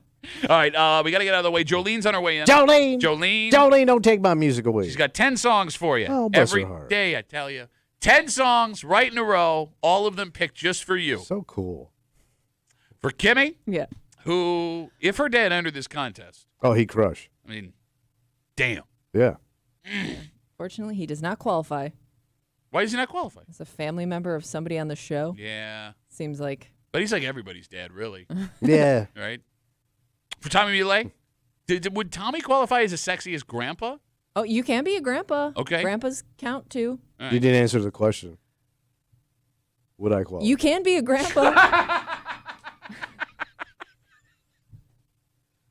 My name's Pat Duffy. We'll see you tomorrow morning in the break room, 6 a.m. on 96.5 WCMF.